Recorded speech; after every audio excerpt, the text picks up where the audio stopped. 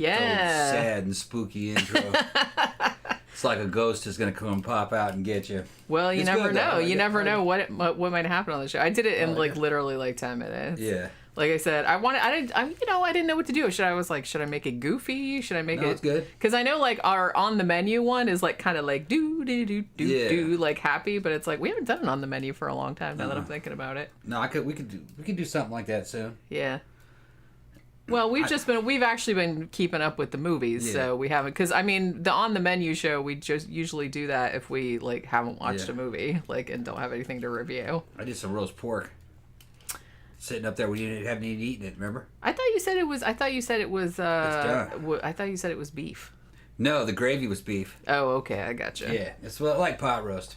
Well, see, that's the thing. It's like, okay, so earlier today, mixing pork and beef. Oh well. Whatever, meat's meat. It's just, well, you had it in there, and it's like I didn't eat any breakfast. I don't usually. Usually the only thing I'll have a cup of coffee every now and then. I'll have like a cup of yogurt if I've got some, but I don't have any yogurt left, so I just didn't eat anything. And then, so I went out in the kitchen, and he was like making something. He's like, "Yeah, I'm making pot roast or whatever it was," she said. And he's like, "But it's not gonna be done for a really long time." And I'm like, "Dude, I'm like starving right now." It's like so we just went to Publix deli and got like some fried chicken and potato salad. Yeah. So that's what we had. Man, I look fucking tired on TV. Look at see, I call you're TV. You're on TV. I'm on TV. I'm on the TV. I'm on that damn TV. You sound like a grandpa. I know, man.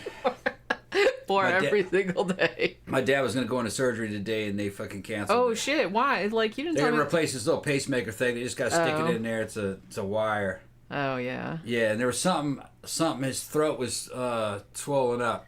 So they decided they weren't going to do it today. They're going to do it at a later date. Because he's got that thyroid cancer.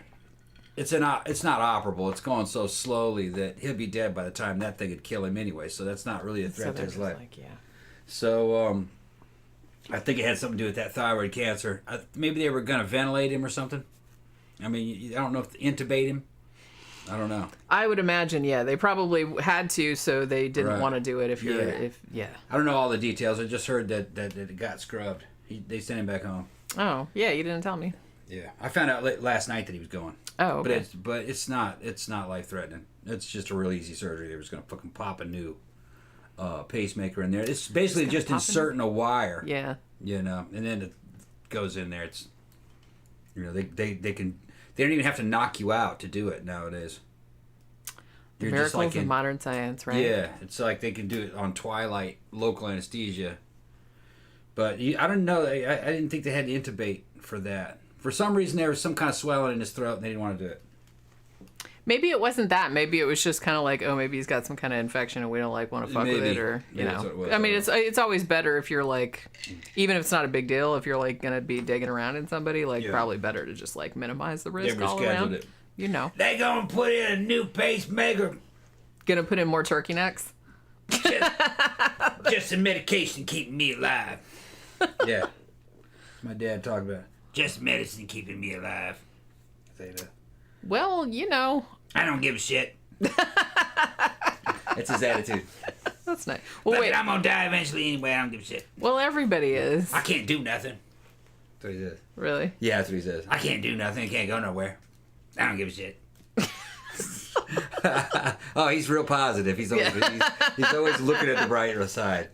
Just sitting here watching the History Channel. Fuck this shit. Yeah. Is he watching the mermaid documentary? Yeah, well, I still remember that. Did you know them mermaids are real? So what? Yeah. I saw the documentary on it. Had all the scientists and everything. It's like, what the fuck are you talking about? Yeah. They're extinct now, though. But they used to be alive. It's like, what the fuck are you talking about? History Channel said so. Yeah. It's on the History Channel. Was it on History or Discovery? That might have been on Discovery. Yeah. When they were experimenting with it was a mockumentary. My dad wasn't. It was a good mockumentary, I gotta say, but it was very obviously a mockumentary. Yeah.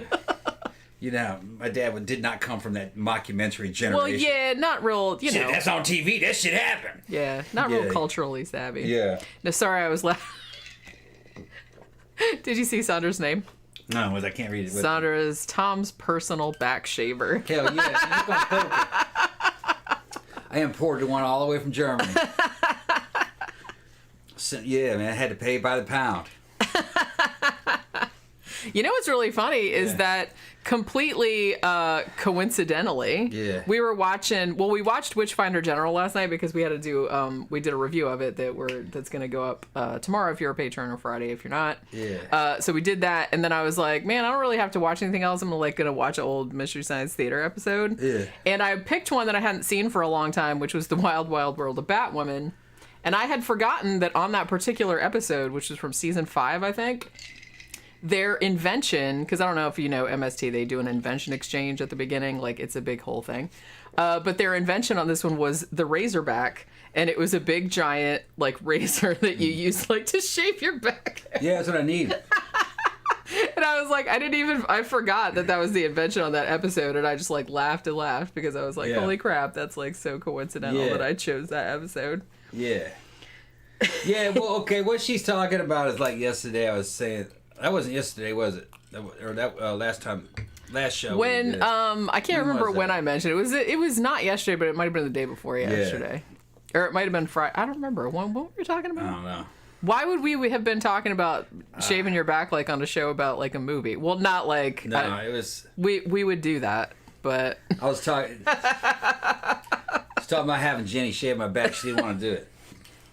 Well, I mean, she's I'm busy, you know, that kind of shit. I did not. Well, it's just, you know, I was just kind of like, really? No, yeah, she didn't really want to. That's what it was more. It was more kind of like, oh my god, this is my life now, kind of. It's that kind of thing. Yeah, it's ridiculous. You know what I mean? I was just flicking. It says I'll just import fucking Sandra over here from Germany to shave my back. I'll have her back there fucking shaving my back anytime I want to. I'll show her that. You know, I know who Sandra is. I've already identified her. I figured out who it is. Oh yeah. Yeah, I got videos of her.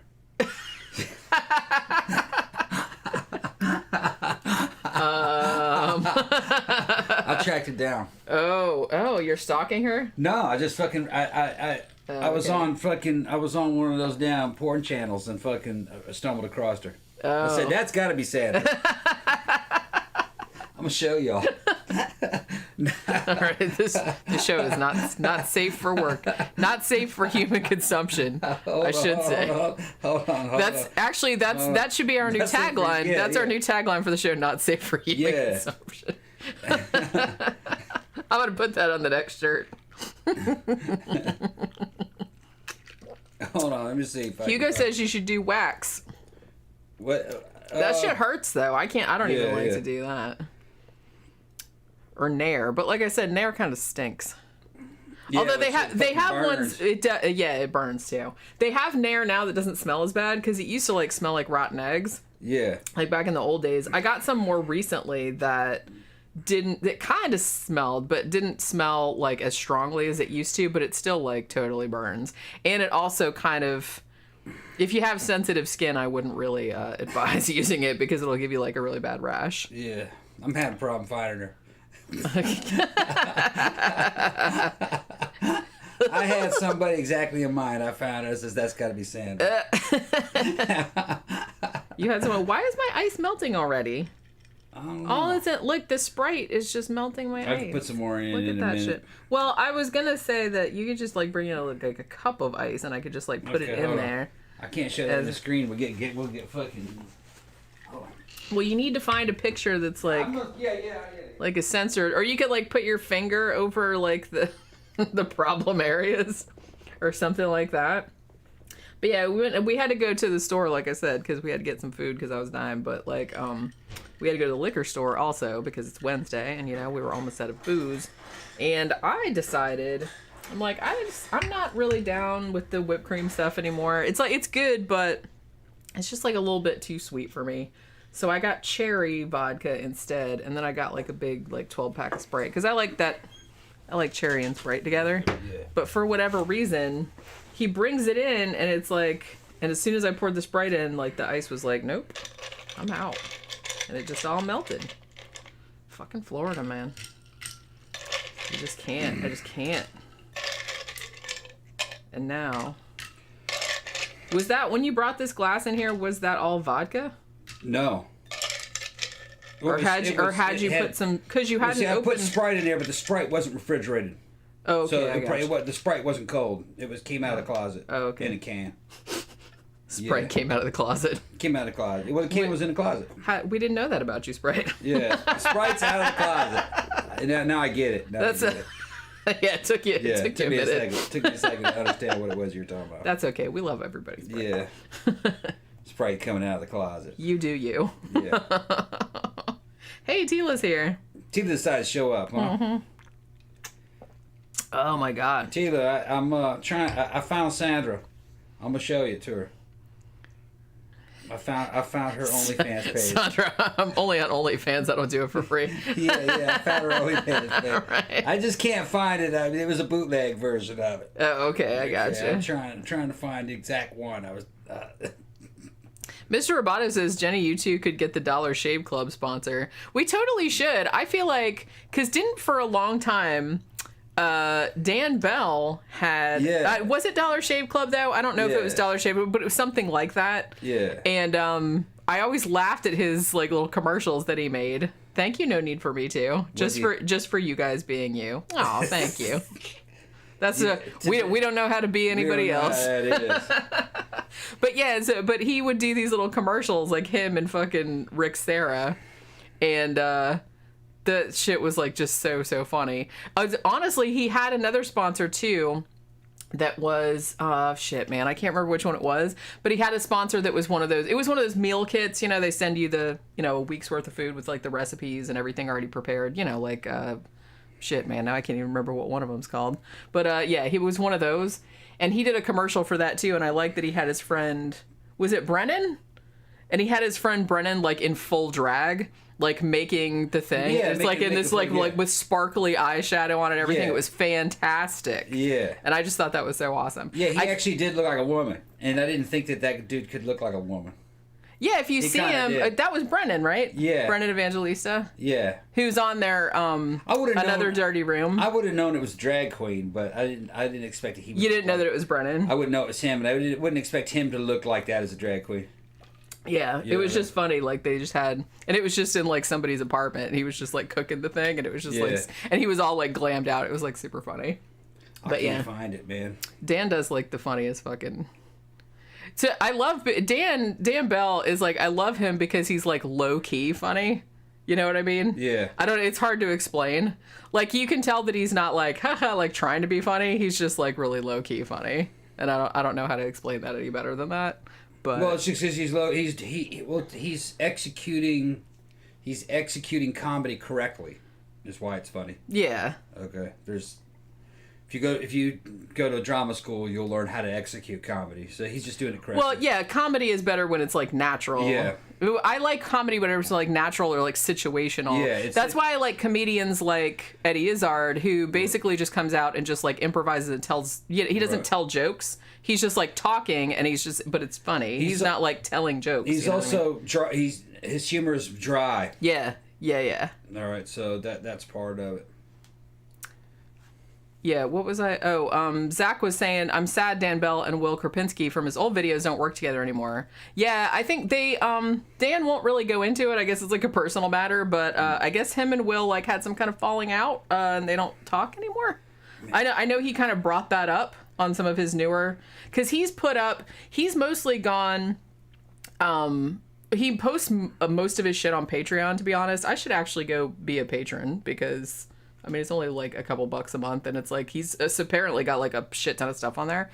But every now and then he'll post like one of his, live streams or a podcast or something like that on YouTube, and I watch them, and they're like super, super funny. But he did kind of bring up that him and Will, like, because I think somebody asked him about it during a Q&A, and all he would say was basically like, oh, we don't really talk anymore, or they had kind of like a fight, but I don't know about what. So, yeah, that is kind of like a shame. Because I did like that guy. Yeah. But he hasn't done... I like Brennan, though, and I feel like Brennan is mostly... He's Canadian. So he was on a lot of the Another Dirty Room episodes. And him and Rick Sarah, when they were both on there, that shit was fucking funny. Yeah. I still... My favorite episode still is that one where they were in that, like, tiki room. Yeah, it's pretty And good. they both had their like fucking grass skirts on, and they just got like pretty hammered, because they always bring like tons of booze and a bunch of weed. So it's like usually they're tearing apart the room, and they're like the room's disgusting and everything. That's fun too. Although that tiki one wasn't actually that dirty, but it was real expensive too. I think it was like $200 something a night. Usually they stay in like some crack motel that's like $50 like or $70, and it's just like a shithole. Well, they go to the worst rated ones. Yeah, because that does make a more entertaining show. Yeah. Although some of the shows, he did one a while back that was just like, you know, the grossest shit, like top 10 grossest shit that they found, like in the rooms. And I tried to sit through the whole thing without gagging, and I couldn't do it. Oh my God. It was just that kind of stuff just like grosses me out. I don't know how they do that show without just like vomiting forever. Because seriously, because if I was like, it's funny when they do it, and like sometimes Dan will be like, oh my God, and like you can kind of hear him like going like that. But if it was me, I wouldn't be able to talk, because I would just be gagging and gagging and gagging, and I wouldn't be able to stop, because it's just like so fucking gross. Like some of the shit, like I can deal with, you know, finding fucking crack pipes and crusty underwear and blood and stuff like that, but like sometimes they pull off the mat, or they flip over the mattress, and it's just like diarrhea stains and like fucking I'm just like, they're crack hotels. I'm like, no, I just can't watch it. They're crack hotels, and they're just like in the worst part of town. Oh, and they have bed bugs. Lots of them have bed bugs, and it's just And what's funny is that it's a crack hotel. It's on the wrong side of town, but they still want $40 or $50 for that fucking room.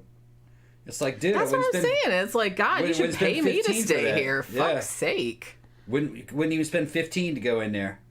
You couldn't even take a hooker in there. You get fucking bed bugs. Yeah, it's like, you know, as if you didn't already have enough problems in your life that you have to stay in this. And then you take bed bugs back to your house. Yeah. Yeah. And you can't get rid of that. Everybody knows that. Once those fuckers get in your house, man. Tila's asking what favorite comedians are, like, in general. Like I said, I already mentioned Eddie Izzard. He's probably my favorite comedian. Like, of the more recent ones. Although, I mean, you know, he's been going a long time, but he's still around.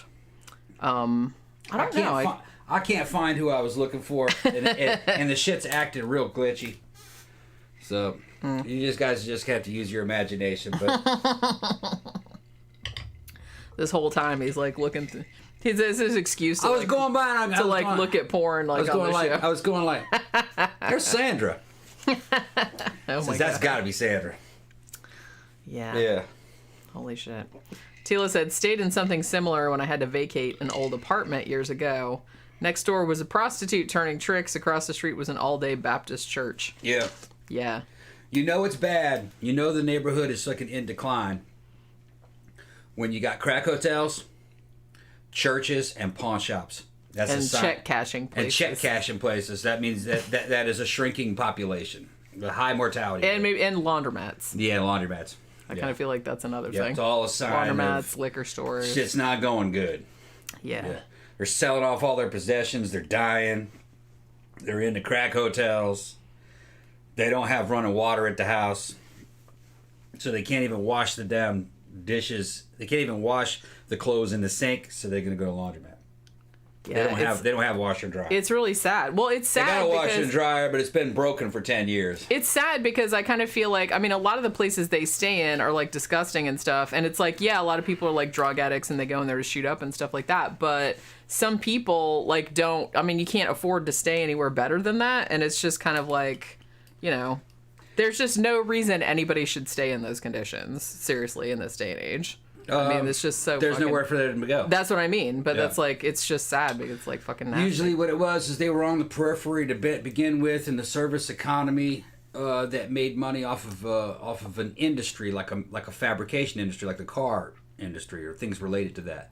All that shit went overseas to China, so the service industries around it were no longer needed. They all go on welfare. And then it gets scrimpier and scrimpier, and then all the money gets sucked out of the state, and that particular state can't pay the welfare. The feds jump in, they pay some, and it's just on life support.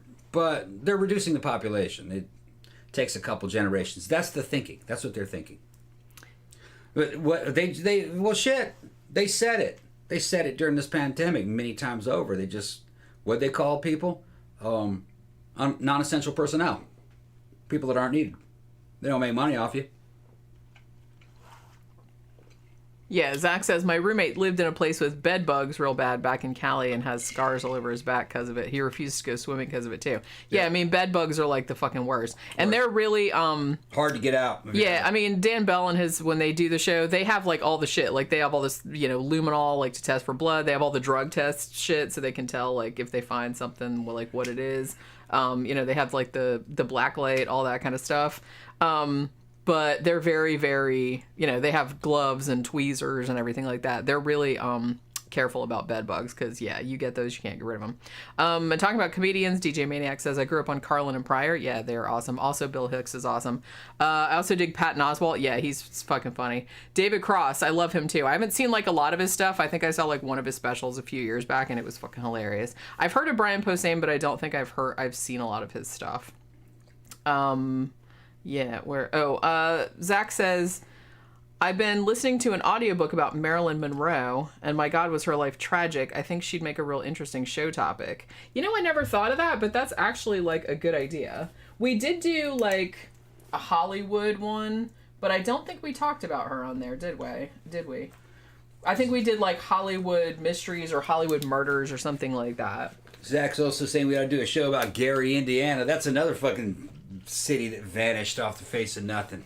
That one went down worse than Detroit. It was smaller than Detroit. Yeah. It was one of the cities that supported Detroit. It was on the same railroad system. And a bunch of bad shit happened there over the years, and it's just a crumbling. It's ruins, the downtown area. There's guys that do it, that do exploration, old abandoned theaters, old abandoned churches. They'll take some awesome footage in there. And they were just real nice buildings at one time. But you have to think of what the situation was in the early 1900s, late 1800s. They didn't really know how economies worked. There was no implosion or explosion of economies. None of that was really considered. If they built something, they built it in the 1800s fashion, which was like they're built to last, made out of bricks. So whenever they opened a factory, they acted like that thing would be there for 150, 200 years, doing what it did. We're going to make Model A's for 100 years. And it didn't really work out that way. So that's why nowadays when they build a city, it's built out of real light materials, because they'll build a building and it's only there for a few decades and then tear it down. Nothing's permanent.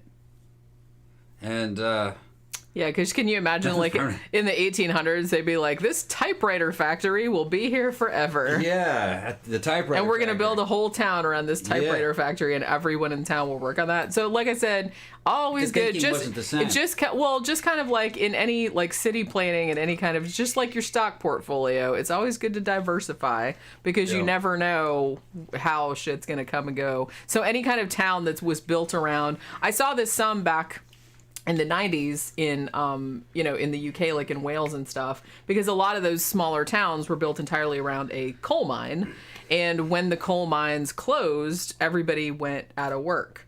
So there was a lot of poverty and stuff. They've actually, like, a lot of them bounce back now, but you can kind of see how that could happen, where it's like everybody in the town worked at the coal mine in some capacity, and then when that's not there anymore, everyone's just kind of like left. Yeah.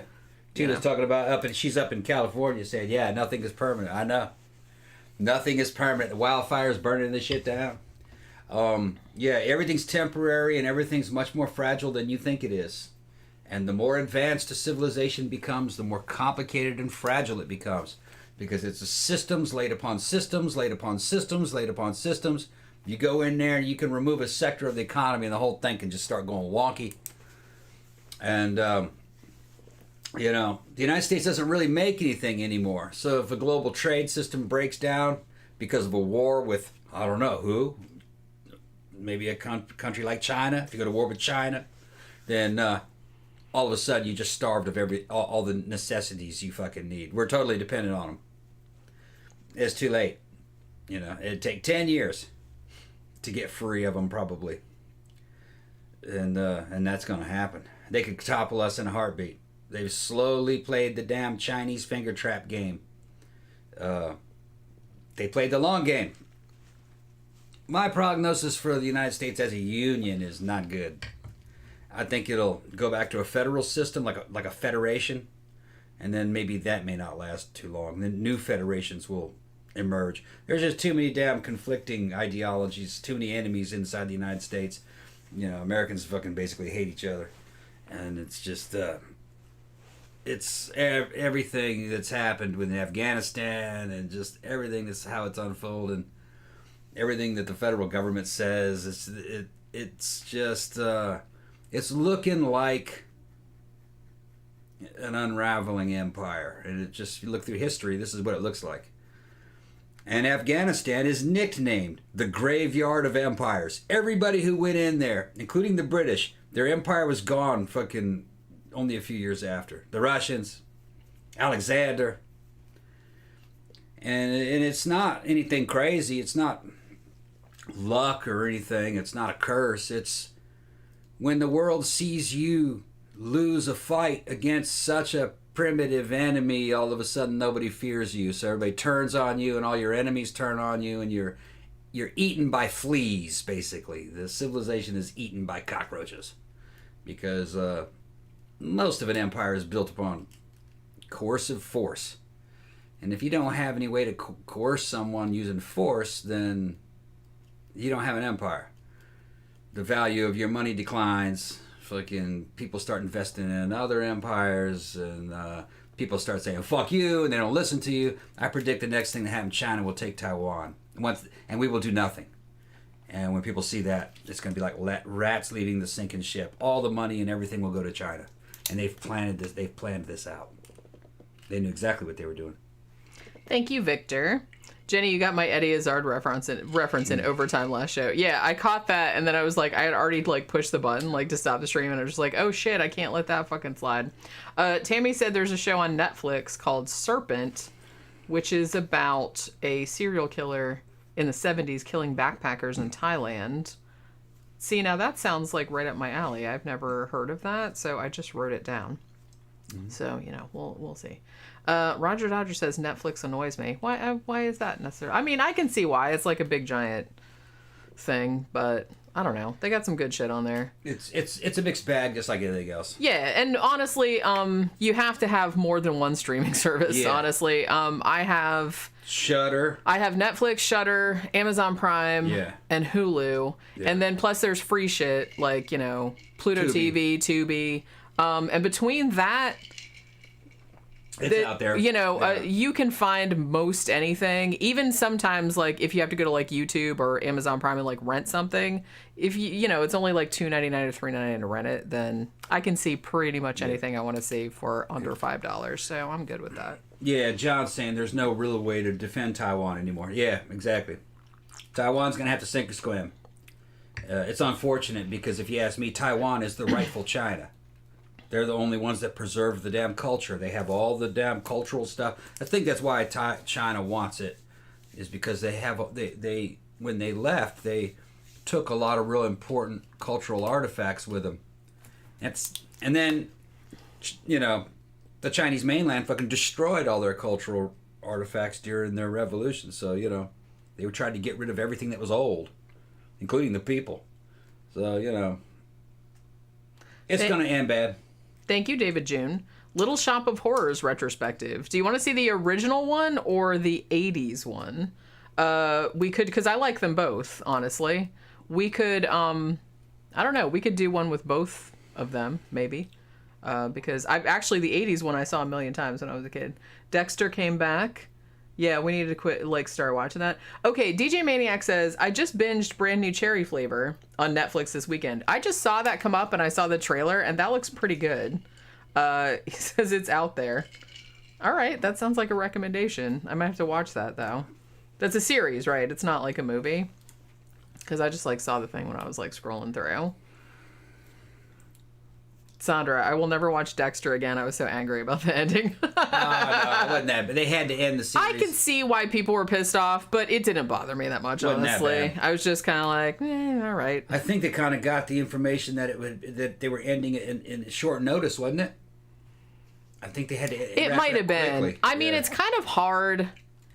I don't know. Like I said, I watch a lot of horror. I read a lot of horror, and that seems to be like a constant problem in horror and in like series and stuff like that. Is like it's hard to end stuff in a way that's going to satisfy everybody. Yeah. And I think with a series, that's probably the worst because, like you said, you never know.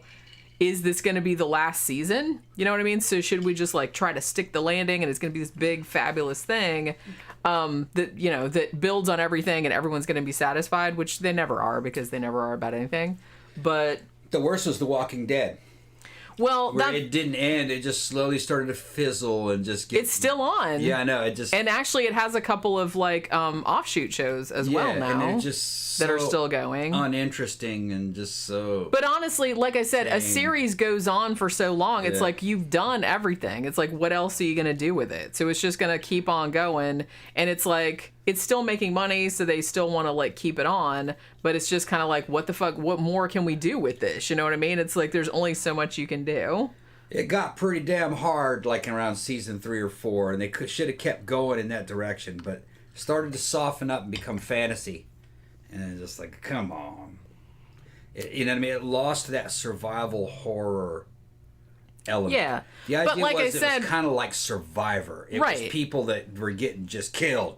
And you had to have people get killed in every fucking episode. But realistically, from a realistic standpoint, if that happened in real life, it wouldn't be like that forever. Like, there would be some kind of, like, little pockets of, people starting to farm and shit like that. So it would go more like that direction. So it's kind of like, I don't know. I feel like with a series like that, you can't really win. Because it's like, if it goes in the direction of, oh, now we're like building communities again, people will be like, oh, that's boring. Yeah, but boring. Then if you like go in a direction of now it's just constant zombie fighting, that would also get boring. So it's kind of like you can't win like whatever you do. I don't know. I think I could keep zombie fighting pretty interesting.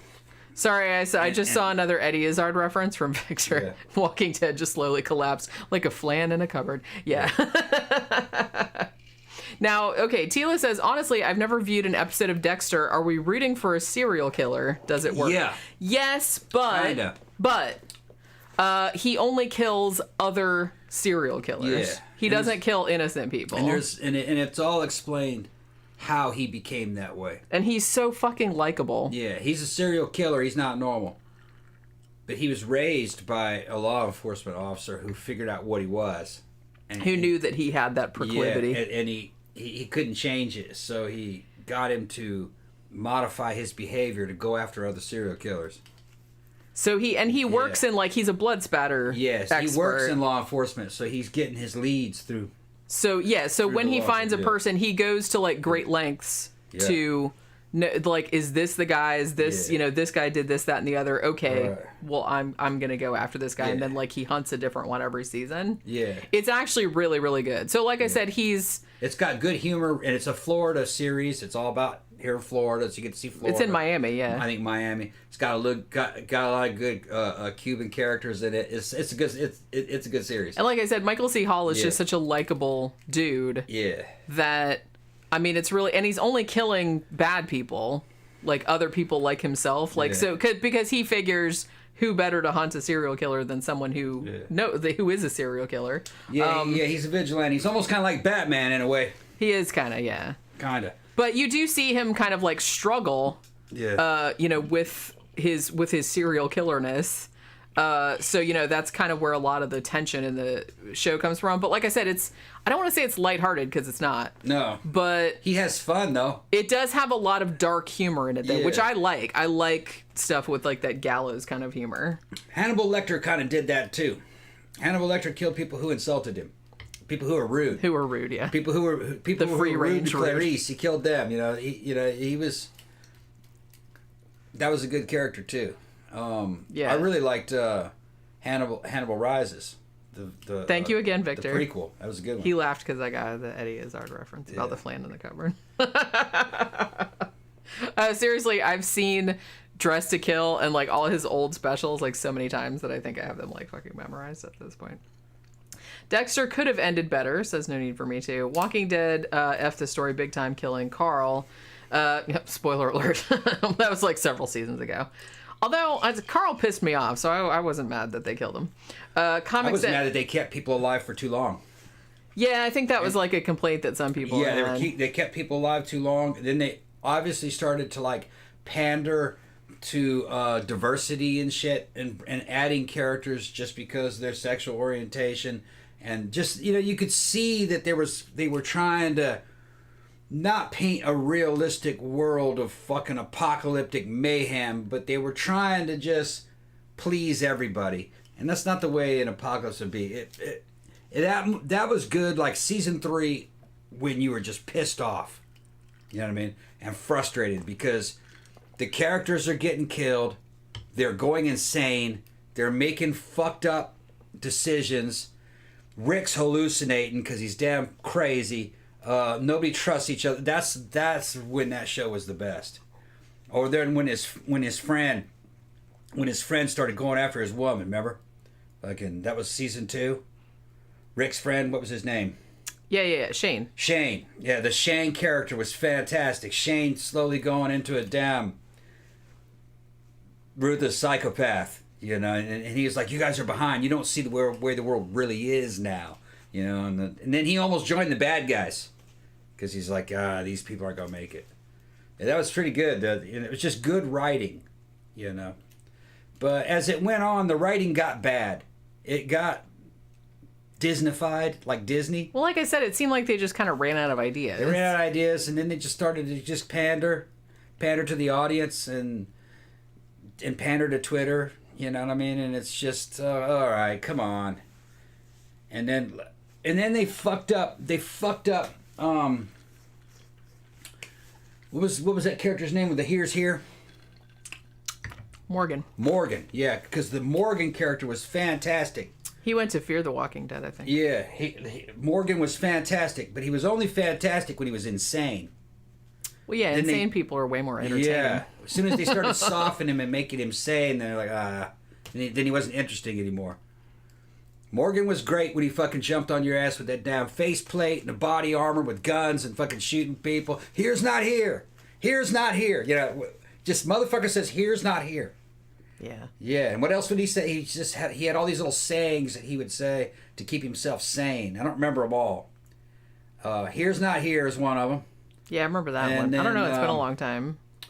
Like I said, we watched it pretty much like the first like 6 or 7 seasons like all the time. I kind of feel like after Glenn got killed, again, spoiler alert, that kind of like, I like that they had the balls to do that because Glenn was like one of my favorite characters. But then kind of after that, I don't know, it just kind of made me mad. And then like when Rick like disappeared, or they thought he died, right, or something like that. And it's like, I don't know, I liked Rick, and it's like I just felt like the show wasn't as good without him. Daryl was still there, Carol was still there, as far as I know they still are.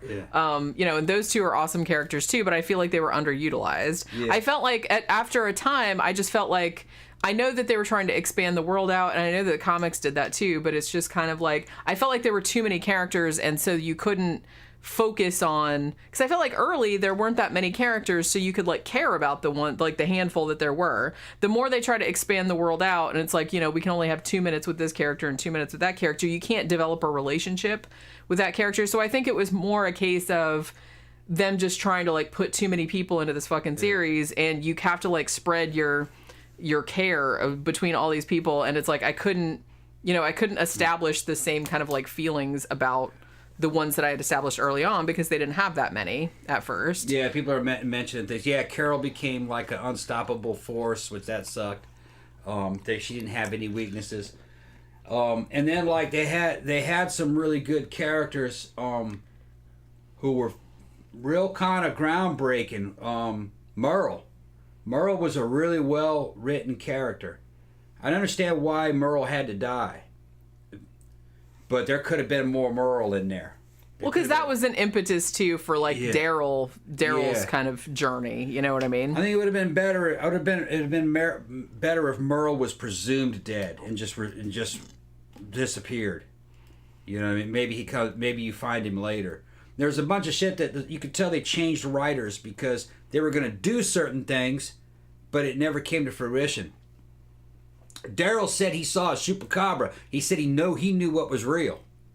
They never got around to what the See, I thought they were going to do more. And actually I think the name of that episode was Chupacabra. Right. So I thought that they were going to do something with that. And that was one of the best. Like episodes. They were going to, like it was going to come to pass that like a deformed dog or monkey or something was like started like the zombie epidemic. Yeah. Which would have been a good callback, but I think they forgot about it. Some kind of a bioweapon escape thing, you know what I mean? Well, like I said, it's like, you know, they have a team of writers and it's kind of like they try to like maintain continuity, obviously, because they know how people are nowadays and everyone's like super nitpicky, but you have like a different set of writers every time, you know, which I don't think they necessarily did. I think there was like a lot of the same ones, but you're going to like have people bringing stuff in and like I said, the more characters you have, the more plot threads you have. The more plot threads you have, the more that some of them are going to get short shrift or they're just going to get forgotten about. So I do kind of feel like, I don't know, I feel like a series in some ways, like I said, it's kind of damned if you do and damned if you don't, because you know, if it goes on a long time, if it's really successful and people want to see more of it, you feel like, oh, well, I have to expand this universe out, which generally means adding more characters or adding more locations or blah, blah, blah.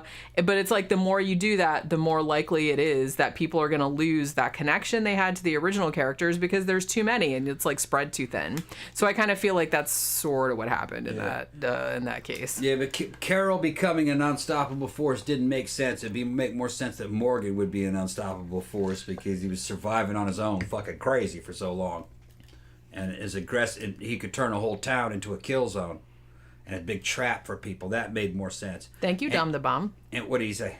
The latest series really changes things up. Jumping 7 years ahead made things much better. It's almost like the comic, but enough difference, which ended 2 years ago. Yeah.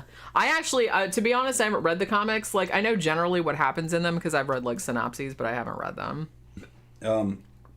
Morgan also said some stuff that they never followed through with.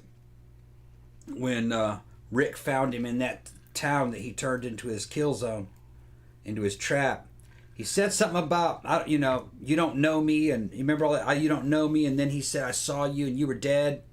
You had a dead man's face. Yeah. You know, and they never really picked up on it. See, and I thought when he was talking about that, I thought he was talking about the Whisperers. That's what I was thinking, But then the Whisperers didn't come along until like several seasons later, which I was like, oh, finally, here they are. I thought he was talking about them like a long time ago. Yeah, I saw you and you had a dead man's face.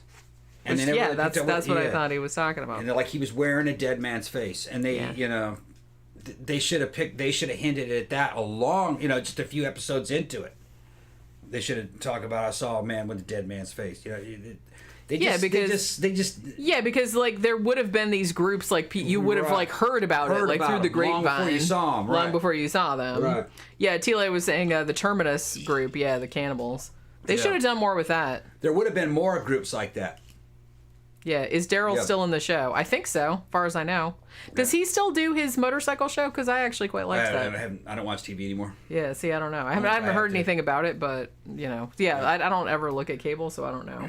Yeah, but I did like his motorcycle, like, kind of road trip show. Yeah, in extreme societal collapse, like what happened in China's Cultural Revolution, cannibalism was common. Same thing in Russia, as it went through collapses, and especially during World War II on the Eastern Front. People don't realize how common cannibalism is. You push comes to shove, people eat each other. Especially if there's a bunch of dead people lying around in the snow. That shit gets eaten. Well, like I said, it's meat. You don't waste it. Yep, they don't waste anything. They don't need it anymore. I mean, not to be an asshole, but... And in a situation like a zombie apocalypse, there'd be a lot of cannibals. Yeah, you'd think that. Yeah. I mean, like I said, just out of necessity. Just out of necessity. And I think a lot of people wouldn't even do it, like, because there'd think much of it. There'd be enough dead people laying around that you could probably just... Well, if they're fighting over supplies or something, the dead are just recycled. Yeah. It's not like you're doing it to eat people. It's just that fighting is always going to result in casualties. Yeah. And this is the way it was. And like I said, it's not like people are going to be like mean-spirited about it. It's like we're not going to go out and kill people. But if you get killed, then we're going to eat you. Right. So, and if it's somebody on your team, then you're going to say, well, it's an honored tradition that we have. Well, yeah, and some cultures did have that, so it's like, and I can totally see that point of view. If it's an enemy, they explained it as, I'm going to absorb my enemy's strength. Yeah. You know. Can you really have Walking Dead without Daryl? Probably not. But that's the thing. Like, Daryl now has plot armor because everybody knows how much I mean, and I understand that because I also love Norman Reedus, and the show would not be the same without him. But you don't. So, but you can't. But that's the thing. You get to a point where like a character is so beloved that you know that nothing's going to happen to them. But you don't have to kill the character, get him off the show. Yeah. They can just be lost, presumed dead. Although I kind of hate when they do that. Yeah. Well, you could bring him back. That was like a Glenn under the dumpster moment. Yeah. You know what I mean?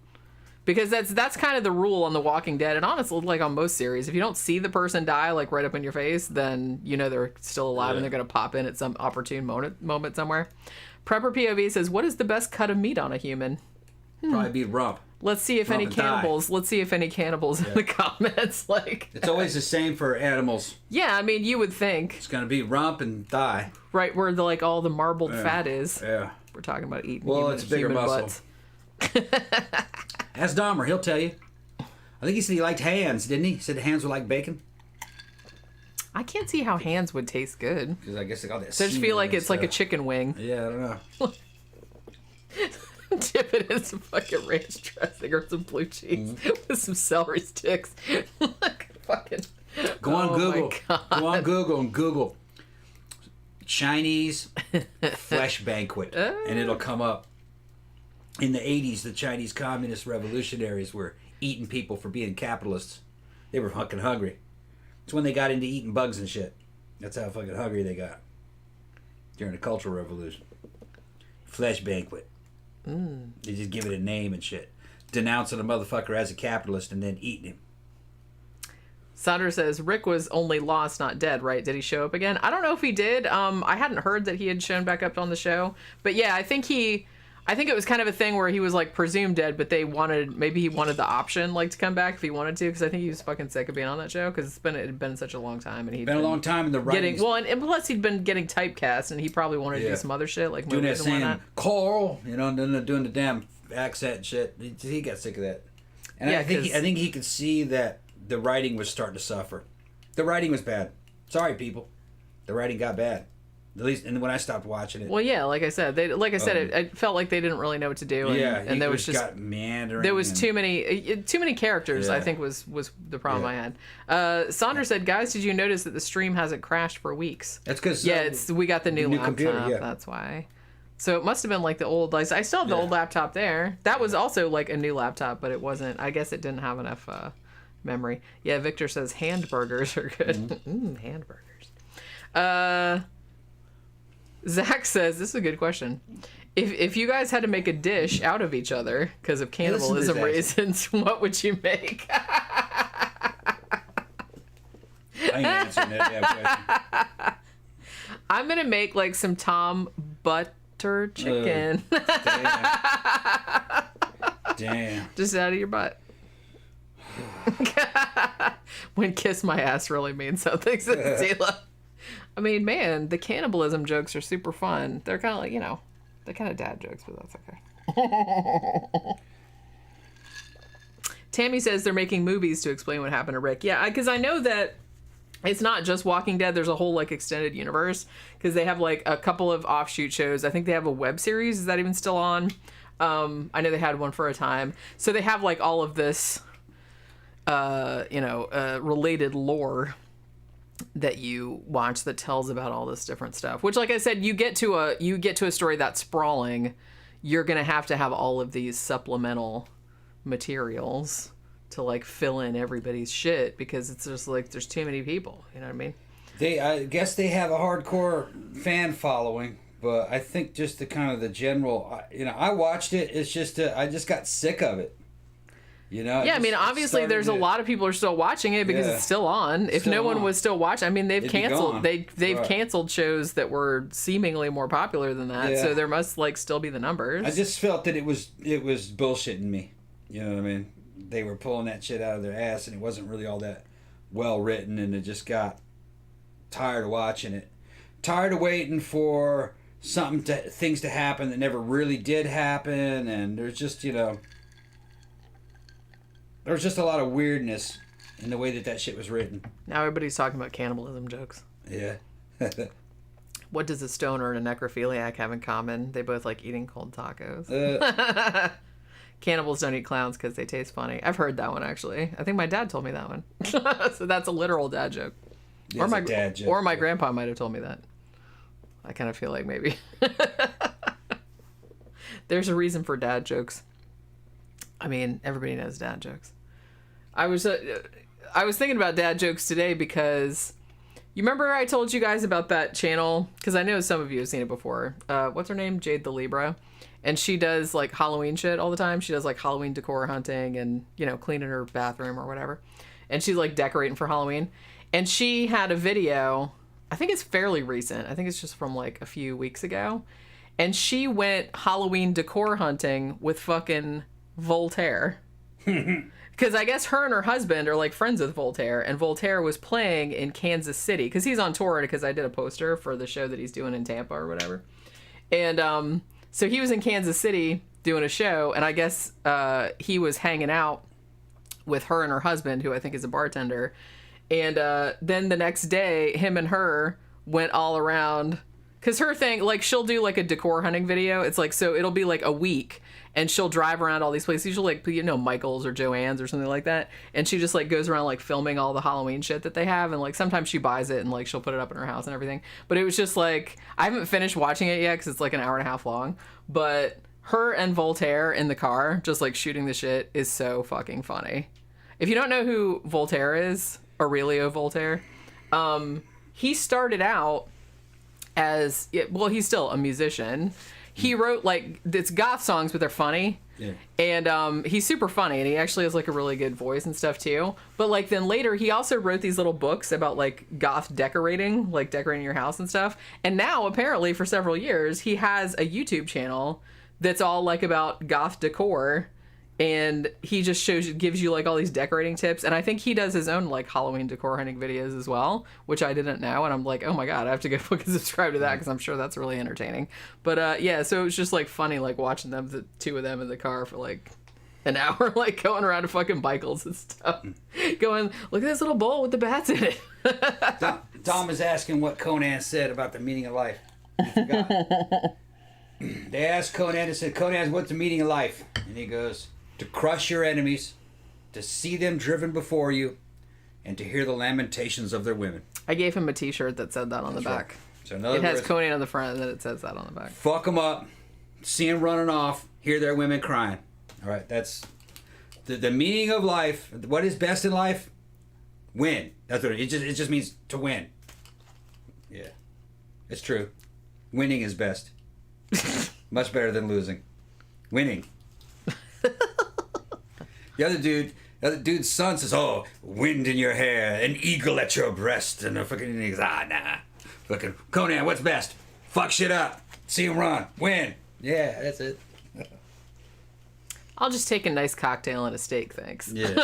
I don't really need Yeah, but you have to win to get that. I don't really need all that. You have to win to get that, though. Well, I don't know. It depends. You have to be making money. Winning is making money. Same thing. Win. If you were losing, you wouldn't have money for it. Okay. That's what he's talking about. Tila says Target always has great Halloween decor, just saying. They do, actually. Although, I can't remember where it was, because I've been, like, kind of... Sometimes I'll have her videos going on in the background. And, so I watched a bunch from, like, last year. And I can't remember where she was, but I don't think it was Target. I think it might have been Home Goods or At Home or somewhere like that. And they had a whole line of Halloween stuff that was all, like...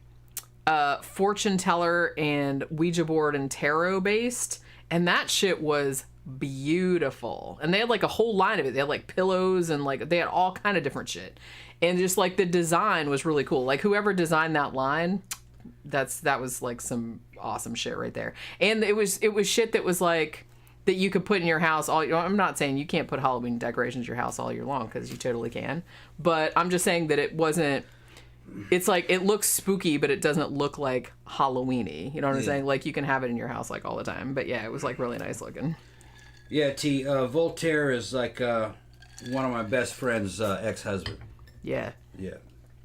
Girl named Tanya used to He always kind of seemed like a nice dude. Well, he was here. I didn't know him during that time, though. She married him after. He was here.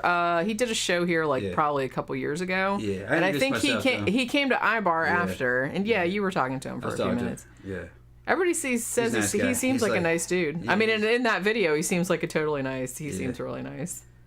And I love that. I love. Now I'm gonna have to go watch all his fucking Halloween decor. I have his books about goth decorating. Yeah.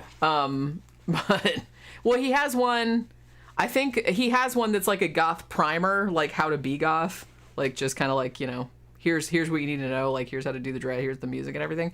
But they're just these little bitty hardback books. But he has one about decorating your house too, and apparently he has a whole YouTube channel, which I previously did not know about. So I'm gonna have to go watch those now because I'm sure that's really entertaining. Apparently he has an apartment in New York City, and then he also has an apartment in Mexico City. So, because he was saying that I guess his girlfriend or wife or whoever, when they were out looking for Halloween shit, he said I was really disappointed because, well, not disappointed, he didn't use that word, but he's because his wife, girlfriend, whoever, was super into the more country looking Halloween stuff, and he was just oh no, I'm not having this in my fucking apartment. I just don't even want. So he's you can put that in the Mexico City one. I'm not having that in my cool New York apartment. No, Mr. Roboto, I don't think goths, especially young goths, I don't think they even know what a waterbed is. I haven't seen a waterbed in a really long time. If you said waterbed, they probably wouldn't even know what you were talking about. Yeah, they're waterbed? Is that waterboard? Yeah. If they were under 30, they wouldn't even know what you were talking about. I remember, I think the last time I saw a waterbed was when I was high school. Yeah. Maybe when I was in high school, my friend had one at her house, but I don't know. I felt like I had one for secondhand from somebody for a long time, but I didn't like it because it's just one. Every time you moved, it's and I was just I don't like that too much. But also it springs leaks and fucking and I've had several of them but they never leaked. Well, like I said, the one I had was secondhand, so that's probably okay. No, so it was probably they old. tended to be cheap. They were cheaper than a box spring mattress for a while, especially if you're out in California. They were real popular. You could keep them heated. They had a heater in the bottom of them. But they were inexpensive and they were comfortable. You could sleep on them real well. I couldn't. Yeah. I just felt every time I moved, I was Well, they had a bunch of different kinds. Some of them had things in so they wouldn't do that. Yeah. Waveless ones. But you just filled it up. Filled it up with a garden hose, man. Yeah, I remember that. Yeah. And just put it... You could preheat them. That's what was nice about them when they were new. But you got sick of them.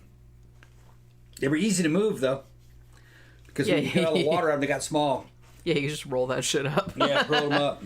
Although now... Take the little... Nowadays, though, they sell those mattresses that will, roll up, and they just put them in a box, and then, you bring the box to your house, and then it goes pa-choop, and it just, pops out, and then you can, roll it back up, you know what I mean? Because, like I said, we're living in the fucking future. So you don't need a waterbed. But yeah, I did used to have one, and I had a friend that had one. But I'm sure they still sell them, because they still sell everything somewhere, but I don't know. I feel like that was more like a 70s thing. Oh, we're making waves on the bed, baby. It was that kind of shit. Somebody asked if we were in the Kiss Army. Who is this? I'm sure that they were joking. But, yeah. Yeah, that was Mr. Roboto. Oh, yeah, he's that good. He remembers the Kiss Army. Yeah.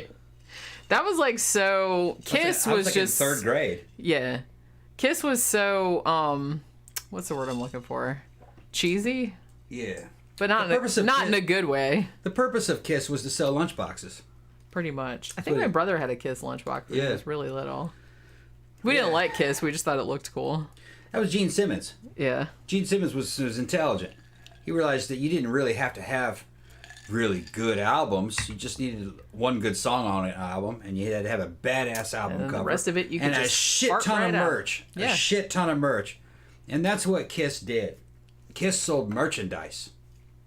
Kiss lunchboxes, shirts, and skateboards and shit like that, and they leased all that shit out to companies that would do it, and they got royalties. Yeah, they were pretty clever with that that branding thing. They were pretty far ahead of the curve on that one. Yeah, and you didn't even really have to tour. You could just sit back and make money. You know, and the Kiss was completely scamified. I mean, that was just a fucking scam. they put out 4 albums in a year. Each guy had his own album, and they all sucked. And each album had one good song on it. And so when you added them all together, it was kind of like an EP with a bunch of shit. And they had to make it so it was collectible. I remember that year that they did that. That must have been 77, I think.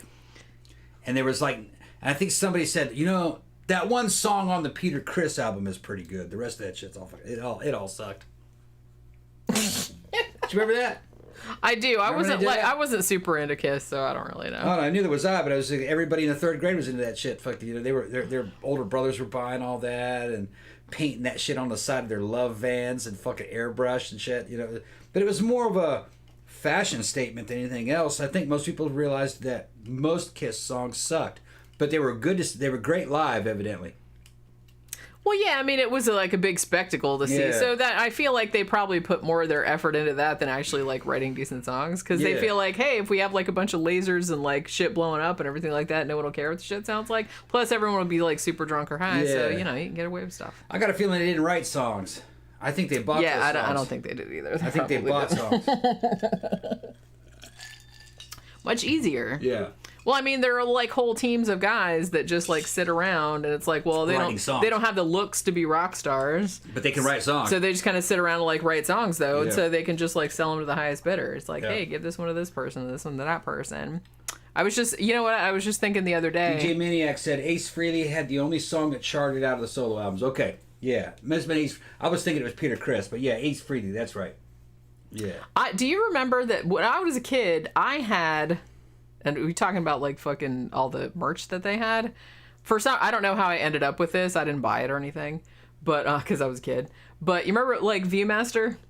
Like kids are like, what the fuck is a ViewMaster? That thing that you know you put up to your eyes and it goes cha-chink, cha-chink, and it has like the 3D pictures in it. I had one of those of Kiss.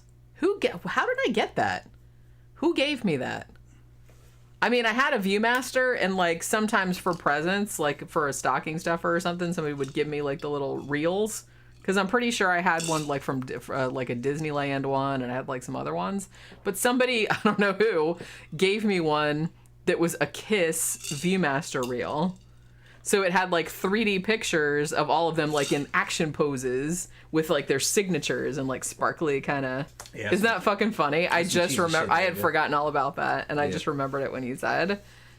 How the fuck did I get that? Why would I have had that? Just some cheesy shit. Because like I said, I was a little kid, so I didn't buy it. Did they have those in Germany, Sandra? It's a ViewMaster's little thing you put on your head and you went it's go like red. This. It looked like VR goggles a little bit. It had a little round paper disc with fucking picture cells, but they were 3D pictures. 3D, you go like that and see them. I used to love that shit, man. Because I was like, whoa, magic. I think you could actually get your photographs done in ViewMaster if you probably could. Well, because negatives, I think. All they have to do is you just have to like offset like one eye from the other eye, because it fools your brain into like thinking it's three-dimensional. 3D, right. Yeah, it's like pretty easy to do. I think you could do that. I know you could get it in slides. Yeah. But I was thinking that, or there might have been a camera that could do it, because I think there has to be 2 images. Yeah, you have to have 2 images that are slightly offset from one another, from what I remember. Yeah, so Esther said I had a ViewMaster, yeah. And Pat said I had one too, but I don't remember a Kiss one. I had totally forgotten, and it was like a whole, because how many pictures were on that reel? I'm trying to think. It was like a dozen at least. No, I don't think it was that many. No, I think it was, because, maybe... I thought it was like 12, like maybe 10 or 12. She forgot about them. Yeah. Well, I had totally forgotten about the Kiss one until you were talking about Kiss, and then it just like the picture of it like flashed in my mind. I can't remember. Maybe there were like stage photos and stuff like that, but I do remember like the posed ones, because it was like a black background, but like each member was like, you know, he'd have like the guitar and he'd be like, whoa, it's coming at you, and then there'd be like the fucking signature next to it, and it was just kind of like. I thought it was neat, but it was just like I wasn't ever like into Kiss, so I was just kind of like, okay, whoever these do. Like I knew who they were, but it's like I didn't listen to them or anything. So that's why I'm kind of like trying to remember why I would have had that. I had a bunch of different ones, but I don't know why I had a Kiss one particularly. It's just kind of like when I was thinking the other day about. God, we were talking the other day about fucking back in the old days when they had like planetariums. Well, they still have planetariums, but when they had like the laser light shows, and you would go and it'd be like, you know, one band or whatever, one type of music, and then they would do like all the laser lights and shit. And I grew up in Daytona Beach. It was like not much to do except like country western bars. So every now and then they would do like, you know, laserium type of shows, and it'd be like, usually like Pink Floyd or Led Zeppelin or something like that. And so we would go to them if we were really bored. They had a Duran Duran one actually, which was like super fun. We went to a Beatles one. We went to that a couple times, but that was like kind of cool because they not only had the lasers, but they also had people like in sort of glow in the dark like costumes. Like, because I remember the Beatles one, and this was a long time ago, but I remember the Beatles one, they had somebody like dressed like kind of like an octopus. They were doing like Octopus's Garden, and then like they had somebody like an octopus, but it glowed, so it was like, you know what I mean, so, and it was dark in there, so it was like kind of cool because there was like people in costumes like walking around at the bottom of the planetarium too, like in costumes, so it wasn't just the lasers, it was like other shit too. I remember one time in particular, we were super, super bored, and we ended up going to one. We were like, let's go see like what the laser light show is at the planetarium, because that's how bored we were. Yeah, and it turned out to be fucking Journey, and I was like, oh man, really? And they were like, yeah, but there's nothing else to do, and I'm just like, okay, fine. And I had a really, really bad cold. And you know, if you're, you know, when you go to the planetarium and like the seats kind of go back, right? So you can like look at the ceiling, and it's like the whole time, and I'm like sitting there like watching the lasers and like listening to fucking Journey, and I'm sitting there going, because I couldn't breathe because my nose was like, and I didn't want to blow my nose because everyone would like look at me, and it was just like, it was a miserable fucking experience. And it's like, for some reason, every time I think about Journey, I always think about that fucking night and me not being able to breathe because my fucking nose was all blocked up. Oh my god, that was like so fucking long ago. I don't, it's weird like how shit like that like sticks with you, you know. Victor says I love Journey. You know what, to be honest with you, I like Separate Ways. I was gonna say it was a guilty pleasure song, but I'm not guilty about it. That's a good song. Other than that, you know, I could take it or leave it, but I kind of feel like, because like I said, I grew up in Daytona, it's kind of like if you didn't have, for a long time, we didn't really have any good radio stations. So you either had a country station or you had like the classic rock station. So a lot of times, most of the places where I worked, you know, they'd have the radio playing at work just, you know, for whatever reason.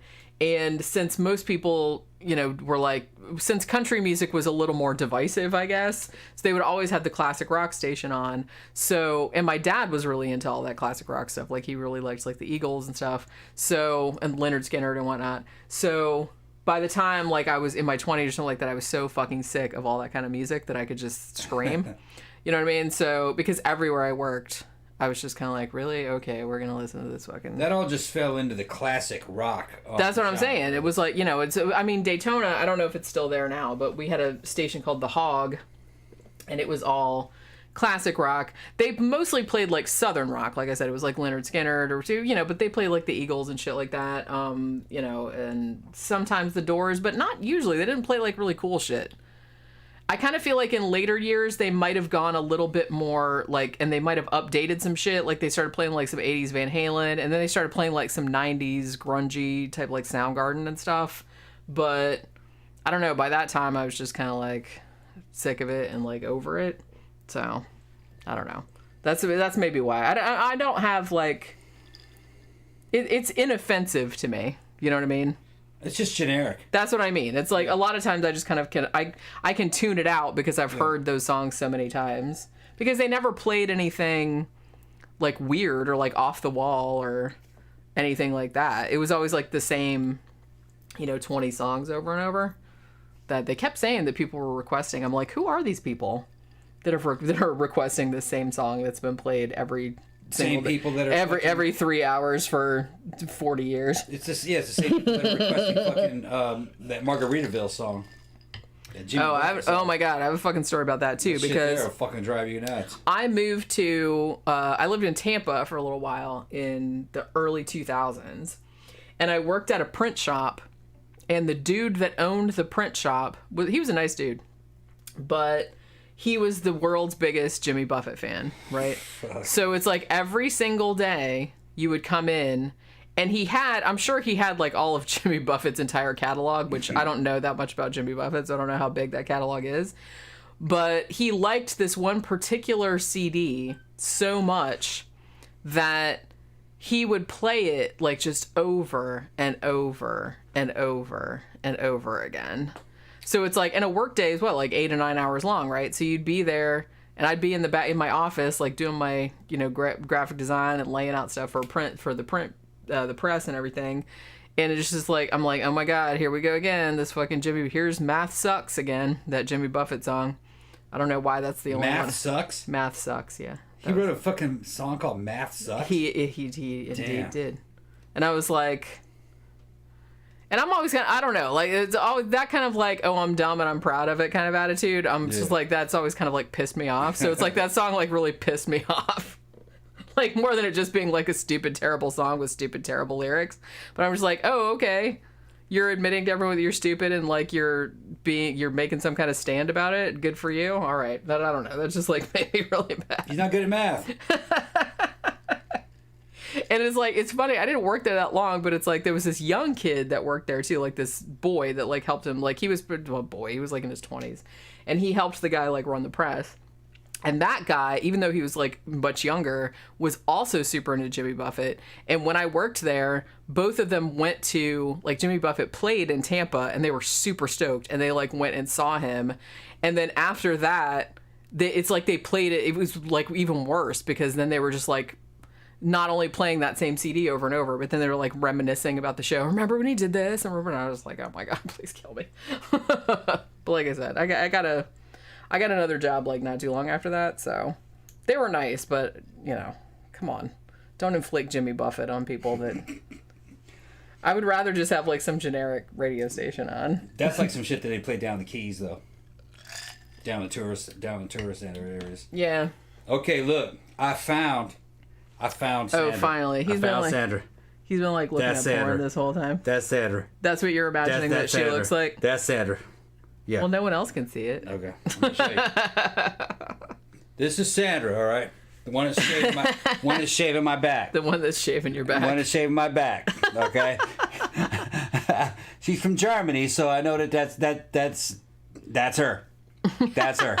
That look and everything. That's her. Can a mod block a mod? I don't know, Mango. Can they? Wait, who are you trying to block? I don't know. I'm kind of behind. We can always make that mod and not a mod. Victor says classic rock these days plays Sum 41, Weezer, and Blink 182, and it makes me sad. Yeah, I did kind of see that it was going more in that direction. I still feel like an old person every time I'm in a grocery store and hear like a Muzak version of like a Cure song or something. So, but it happens to everybody. Your music will eventually become classic rock, and it'll get played in commercials and shit like that. You remember the other day we were talking about, this was like years ago, but remember that commercial for Carnival Cruise Lines that used that Iggy Pop song, Lust for Life? Were we talking about that the other day? I think we mentioned it on here, actually. See, she said almost. Almost. Almost. Yeah. Almost. Yeah, that's right. I figured that's what I was dealing with. She's playing into your fantasies, Tom. Yeah, that's what it is. I figured that's what I was dealing with. All I see are boobs on the screen, says Tila. Well, that's all Tom really cares about. That's not true. That's what that girl's known for. He just cares about boobs. Oh, you have a face? Okay. Yeah, that's not true. That is not true. I'm just fucking with you, Tom. We're just fucking with you, Tom. Like I said, he's allowed to fuck with me, but I can't fuck with him back. He gets all like... So funny because we were at the club last night, and Jenny fucking... Monday night, and Jenny had her fucking rack was presented, and our friend, the bartender, her Tiff's shit was just fucking all out. And I'm in the middle on the side of the bar like that, like I went over here, and I'm sitting here, and I'm fucking talking about their boobs and shit. They're just like going like this. And I said, see, I got the seat of honor here, man, between the two biggest racks in this fucking club. And our friend Alicia was over there. She was like, oh, and I says, oh no, you too. Okay, yeah, I thought, yeah. Yeah, it's like, hey, what about me? Yeah. You got to And include her all boyfriend the. was right next to her, though. You got to include all the ladies. Yeah, I had to include them all. You got to include all the ladies. She's stacked too, but she's but no, it's a different magnitude. You know what I'm talking about? You have to. Well, yeah. It's a different magnitude. You know? Me and Tiff are kind of like. Yeah, those are the big girls there. Okay. Love you, Tiff. Yeah. She's like the sweetest chick ever. Yeah. But yeah. So get a picture of her. We'll show her on the show one of these days. I think I have a picture of her somewhere. I'm sure I do. We've said, we've been going there so long. But yeah, I was gonna say, if you're gonna like compliment, you can't just like compliment one lady. Yeah, then she got insulted. Then everybody's just kind of like, oh, so I'm just like the fucking ugly stepsister over here. This is the thing. She's fucking what, 18? Yeah. And I'm being a sexist pig with middle-aged women next to me, which you can get away with that if you're friends with them. And I'm gonna throw her in the middle of. I didn't realize that she would get jealous. Thank you, Dom the Bomb. I didn't realize. Tom Strange World Iron Maiden first album thoughts. Strange World. I don't remember that one. What's Tom drinking today? That is. Oh, it's fruit orange punch juice and fruit punch vodka, which is a new one. We haven't got it. Yeah. We just saw it in the liquor store today. And I'm like, that sounds kind of good. He got that with orange juice. I have cherry vodka and it's bright. Yeah, that's the thing. It's like in a lot of ways we're old people, and it's like and we've known these people for like years and years. So like you can fuck with them, and they're not going to take it seriously. Sandra said that looks almost like me except for the boobs.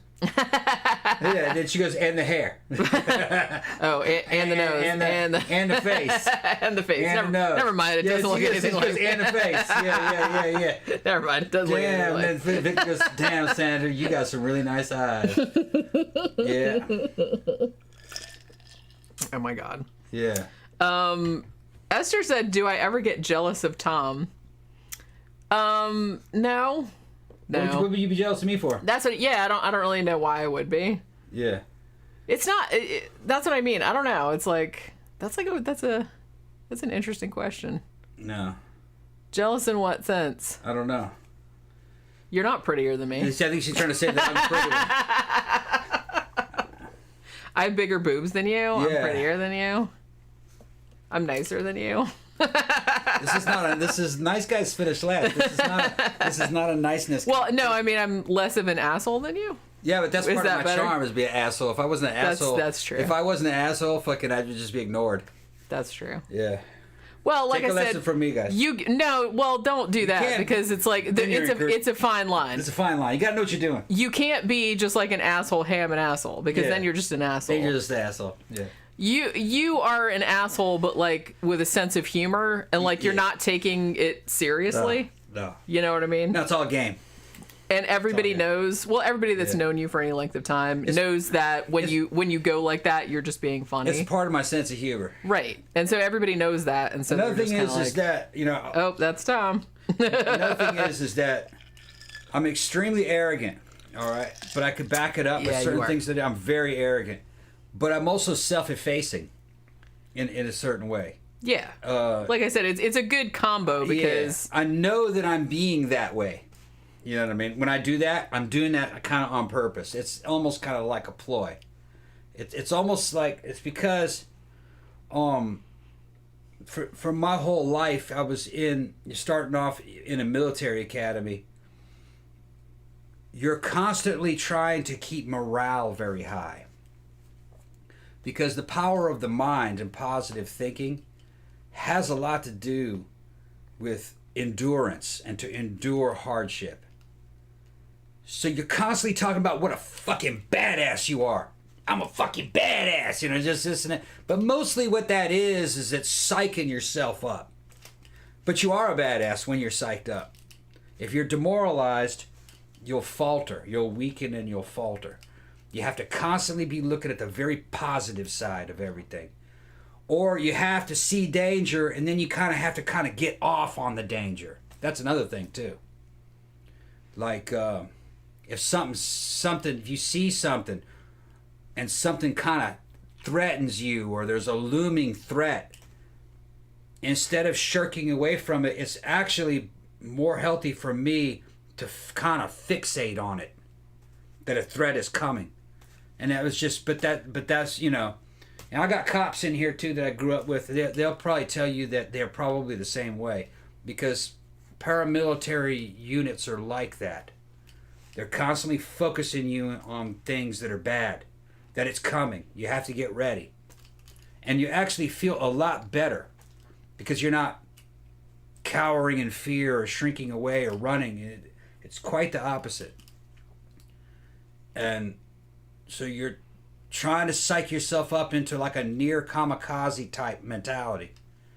And it just becomes a normal part of your personality over time. When it's gone, you miss it. Yeah. You know, Jenny lives with me. She knows exactly what I'm talking about. Yeah, I know what you're talking about. Yeah. No, Esther said she meant looking at other women. I used to care, but I don't anymore. Well, part of this is the show. Yeah. Yeah. You know what I mean? Yeah. Like I said, I used to care, but I don't anymore. I'm just kind of like, whatever. Yeah. You never know what's going to happen. Jenny might feel the same way. She's just not saying the same thing. What does that mean? Well, never mind. Are we gonna have some kind of revelation on it? I actually don't. They should already know if they're long-term listeners, but it don't matter. I don't give a shit. Nobody gives a shit. Well, we're too old to give a shit. We're too old to give a shit. I kind of feel like I'm too old to give a shit. Yeah. Which is kind of nice, actually. Yeah. That's one of the best things. That's actually one of the only good things about getting old is like you don't give a crap about stuff anymore, which is kind of nice. You don't like Man, when we went out with the fucking kids last night, they started They fucking left. She left in a huff. You know what I mean? Because he was fucking. Well, we're assuming that we don't know. She just gets jealous over everything. Well, she's very young. Yeah. I mean, it's It's hormones. Well, that's what happens when you're young. When you're really young, and so, I was that age once too. Although it was a long time ago, and I hardly remember. But a lot of girls, especially that age, are like very insecure. Yeah. So any kind of like little thing that seems like he's looking at somebody on the dance floor and that's got to put a stop to that. You know what I mean? Yeah, had some drama. Yeah, drama. Yeah. And I was just kind of like, oh my god, And I don't know that happened, but I suspect that's what happened. It might have been. Yeah. But yeah, I don't want to get too much into it because she comes here sometimes. Yeah. But yeah. I think it was just him being himself, and that's just what people do. And some people are not ready for that, but they get used to it. Yeah, it's not a big deal. No, it's not. It's not. No. I mean, like I said, let me take those dishes. Do you want a new drink? Yeah, that's only Is there any Sprite in that? No, it's empty because I refilled. Hand me the empties. That was just the ice thing. That's water. Okay. I'm gonna keep that. But and I gotta say, like you're a woman, you gotta put up with a lot. You gotta accommodate. So you know what I mean. You don't always like it, but what are you gonna do? Tila says, I'm seriously thinking of subbing to this Voltaire dude. He has a vid on how to make acorn squash 2 ways goth style.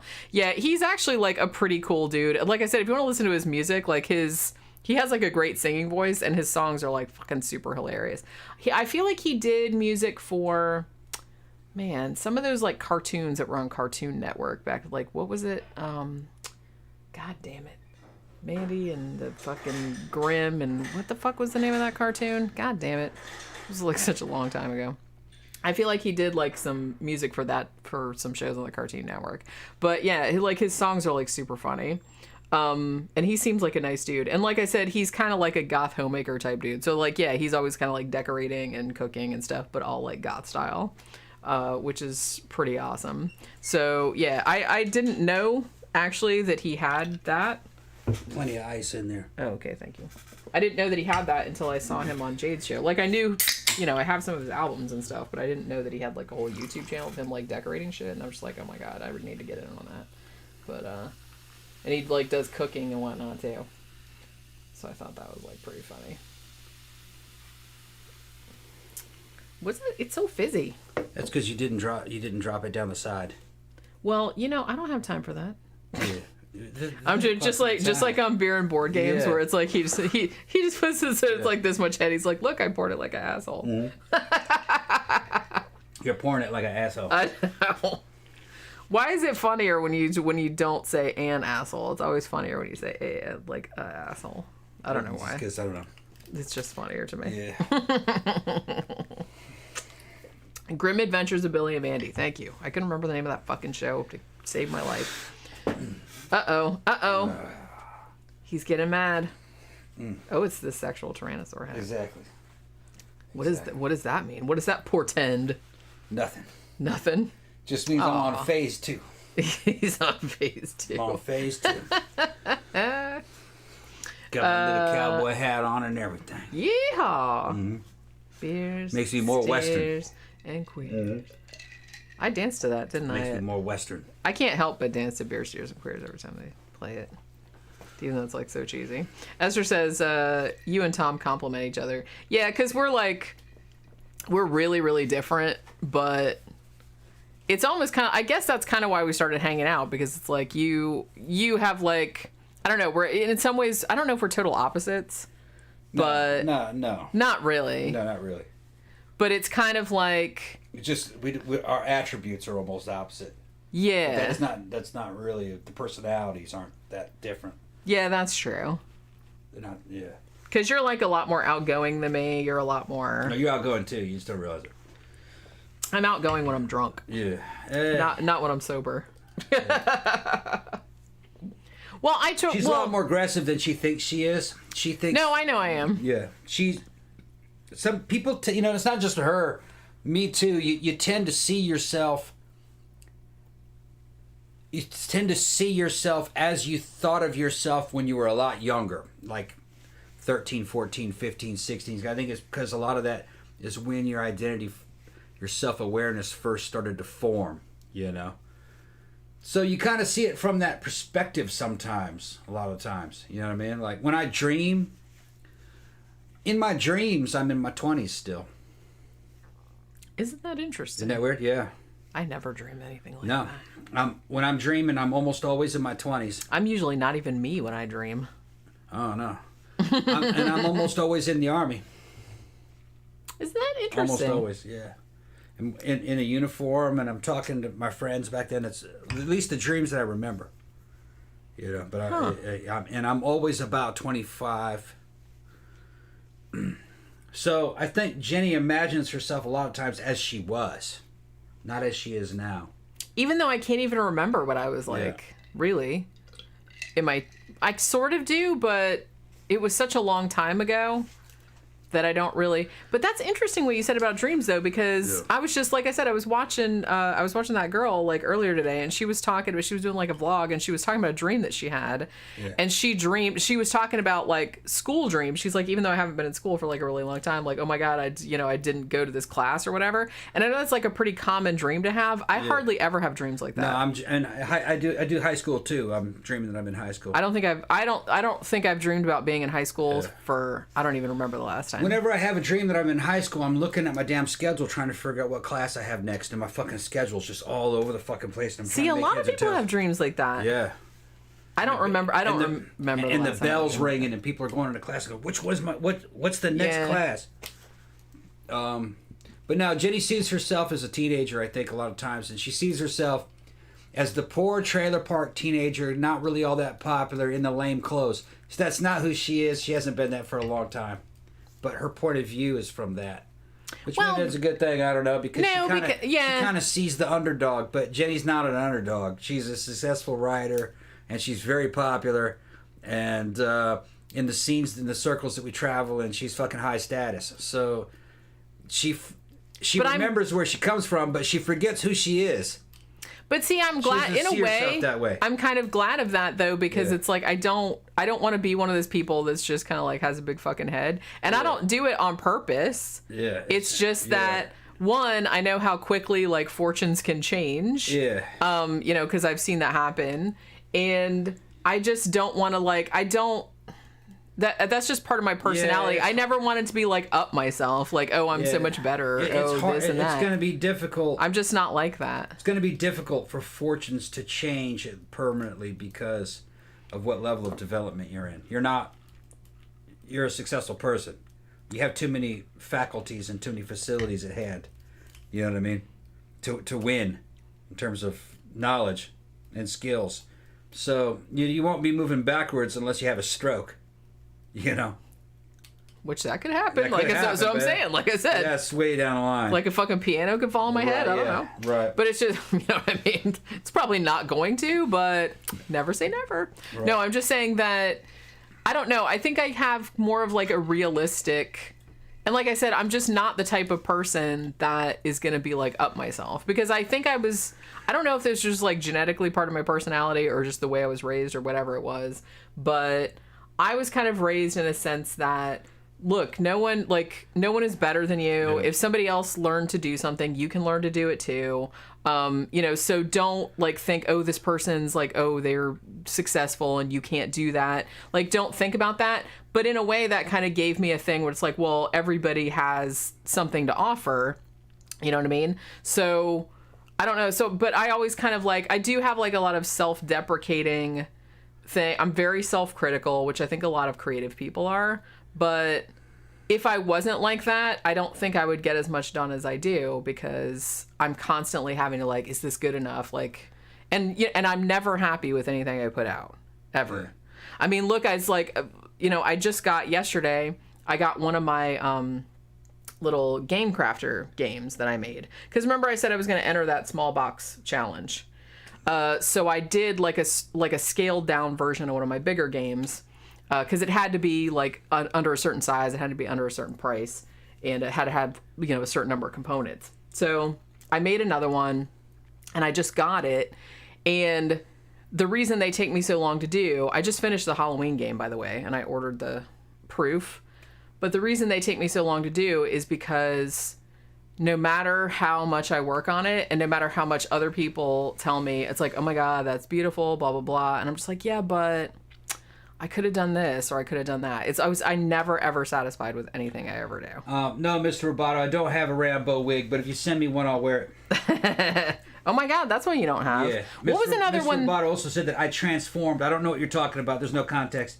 If you guys make comments in the comment section, please give context, because we're not really following the discussion that's in there. And if you throw out random shit, we don't know what you're talking about. Well, and sometimes, like, right. I try to keep track, but sometimes I glance away for a couple seconds, and it's like, I can't really. Esther says, you're a perfectionist. Yeah, I am. Yeah. And in a way, when I was younger, that actually worked against me, because it, like, stifled me from doing things, because, like, I would, like, for example, I would write a short story or something, and then I would read it and be like, oh my God, that sucks. And then I would just, like, throw it away. Where probably it was workable, and I could have, like, edited it and, like, it probably would have been good. But if it didn't come out perfect the first time, this was when I was younger, then I would just throw it away and start over. Pat said he had one of those, oh, I'm late for school dreams just recently. Yeah, I'd have those too. Isn't that funny? Yeah. I don't think I've had a dream like that since maybe I was in my 30s, which was a long time ago. No, I'm pretty much I'm either in high school in my teens, or I'm in my 20s in the Army, usually, of the dreams that I remember. Sometimes I'm not me, although sometimes I have had dreams where I was riding on a motorcycle. Remember I had the dream that I was riding on my bike, and it was at the intersection, saw the UFO go over me? Yeah, I remember that. I remember you telling me about that. I woke up to Jenny, man, I saw a UFO in my dreams. It was fucking looked real as shit. Yeah, you were very descriptive about what it looked like. I was sitting there just astounded by this thing. I remember pretty much every detail of it. It was fucking cheesy as fuck. But I was just convinced I was seeing a UFO for real. And then it was a dream, though.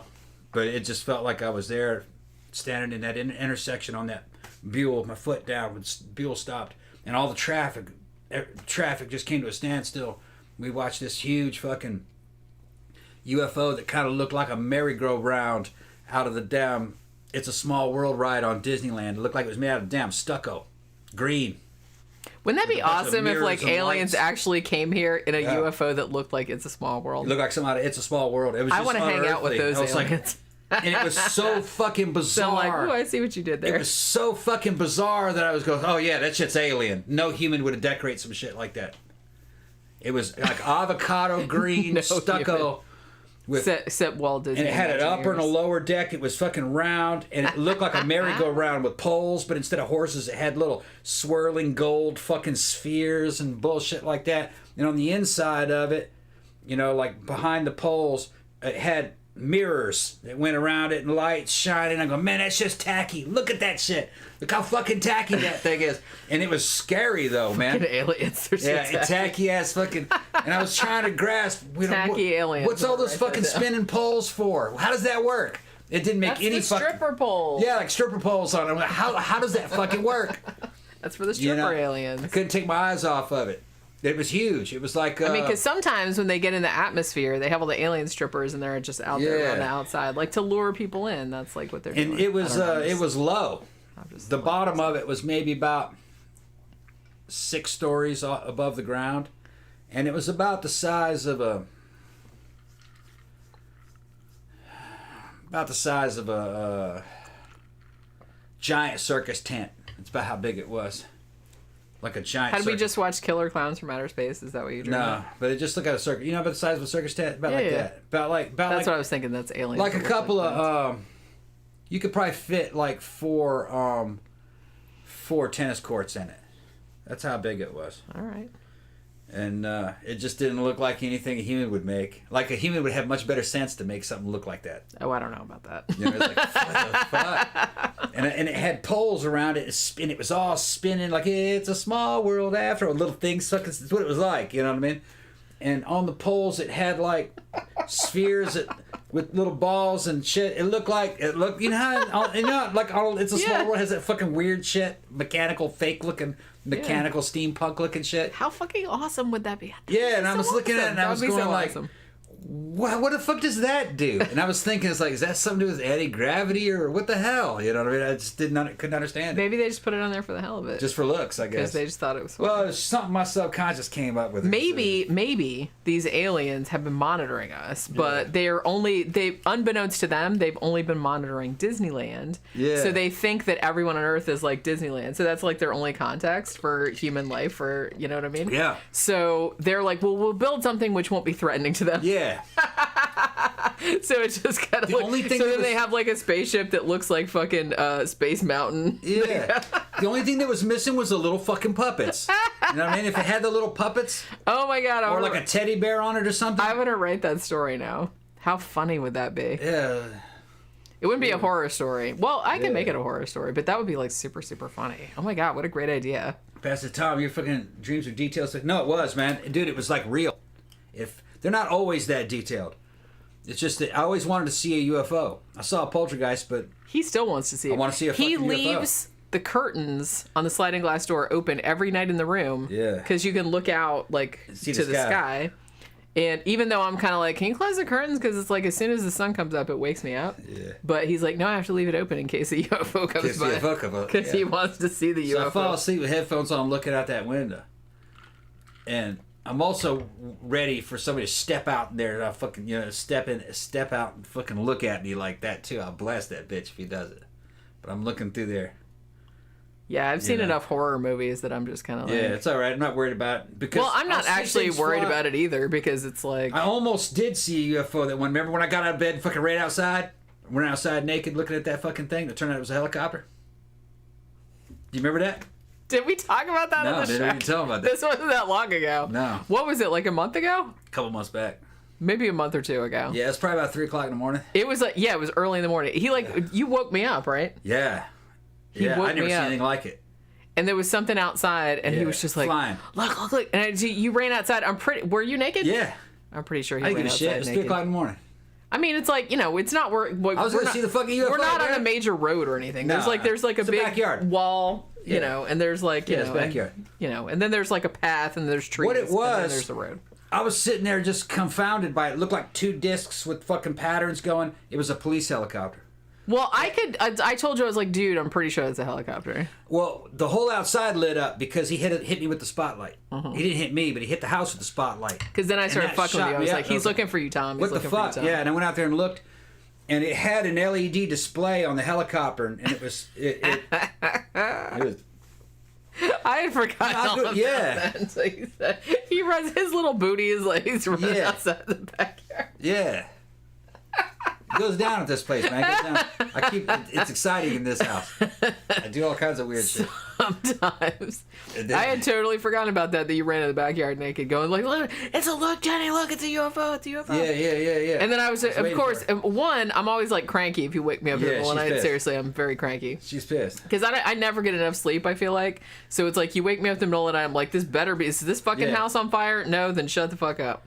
So it's kind of like, so I run out there and I'm like, dude, that's a plane or like a helicopter or something. Calm down. Yeah, it was a helicopter with a searchlight. And once I got outside, I heard the rotors.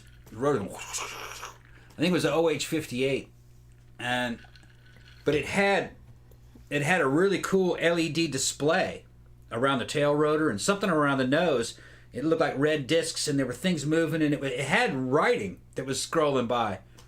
Weird. I didn't know that they were doing that with it. Well, because at first I thought it was a blimp. Yeah, no. I thought it was a blimp at first. It was a police helicopter with a bunch of LED lights on it, and it had something written on it, and it was displaying some kind of message, and it was shooting a laser beam. No, it was a fucking searchlight. It was they were sucking cows up. Yeah, sucking cows up. No, it was shooting a searchlight out by that back road, so there was somebody down there. They were fucking with somebody. They were looking for somebody. Incidentally, that reminded me, have you guys seen, there is a lamp for sale out there.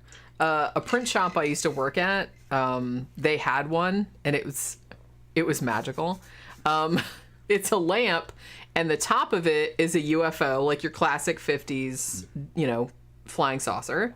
And then it's like lucite or something, and it's like yellow, and it's like this cone. Yeah. And that's the part that lights up, and then in the middle there's like a little cow suspended, as though like he's sucking the cow up. It's a wonderful, wonderful lamp. And we used to have it, like me and the other like guy that owned the place, and he was like also a graphic designer, and we used to have that lamp in the middle of the desk, and every time I looked at it, it just like made me smile. Yeah. I'm pretty sure they still sell it. You said lucite. That's the way that UFO I dreamt about looked like. It looked like stucco, stucco and lucite is what it looked like. Like spun lucite with the fucking, and it was green with like gold highlights. It looked tacky as shit. I would love that. How awesome would it be if like the aliens came in something that looked like a 70s fuck van? Yeah. But like a UFO version of that. Like you go inside, like you get sucked up. It's got a fucking airbrushing of an Aztec on the side of it like that. Right. And you get like woman getting ready to plunge a dagger in her heart, you know what I mean? And you get like doing that shit. And you get like pulled up. You get pulled up into the UFO and like all the walls are covered with shag carpeting. Oh my god. And there's like an 8-track player. Yeah. Come on, aliens, up your game. I'd just be like, yeah, man, all right, take me with you. Tila said, is the public ready to accept alien life, though? I mean, humans are crazy. Most would go insane if alien life landed. I don't know. I kind of feel like it would be one of those things where it's already been accepted. The 1800s, they thought Mars was. Yeah, I feel like it might be kind of like upsetting at first, but I think people would get used to it pretty quickly. Yeah. Honestly, if the aliens seemed cool, I'd be like, hey, all right, take me with you. Yeah, people think, people worried about first contact. They had first contact in the 1800s. People forget about this because scientists, Lowell and all those guys, they were convinced that there was life on Mars and they could see aqueducts and that there were beings there. And, people writing books about Martians being attacked by Martians like War of the Worlds. People already believed that there were intelligent beings on Mars. And it didn't really change them that much. They didn't really care. I mean, I kind of feel like everyone's like down with the sci-fi now, so it's just kind of like, oh, well, we were expecting that. It's fine. We're gonna find something soon. Avi Loeb, he's like a Harvard bigwig, and he's into all that shit. He's getting the financing together to put this array of telescopes together, put them in orbit, at least 20 or 30 of them, up to 100 of them, and they're just gonna do a survey. They're just gonna look for moving objects and analyze them, and there's gonna be a bunch of data, and it's not gonna save any of the data because it wouldn't be able to. Because it would be so vast. It's just going to look for anything that does not match. You know what I mean? Anything out of the ordinary. And then it'll lock in on it. And they're looking for, like, discarded debris. Because there's a good chance that you're going to find junk, space junk, floating around. Or maybe a ship. And that might take a long time. But they haven't really done a survey like this before. You know? They're looking directly at stars. They're looking for more stuff closer inside the solar system. They're looking for junk going by. Yeah. Because that's what happens in the oceans.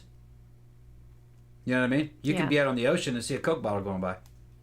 Well, shit, man. There's whole like whirlpools of garbage. Garbage out there. Yeah. Yeah. So something went by about a year or so ago. What was that thing called? Oumuamua.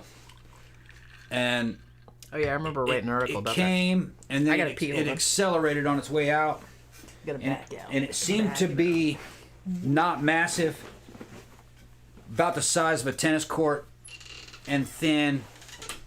And it accelerated when it went out, and it wasn't hydrogen burning off of it. It was old, whatever it was. It's something that's been traveling, and it came into the solar system at a high rate of speed, different from the normal flow of traffic of the stars as they swirl through.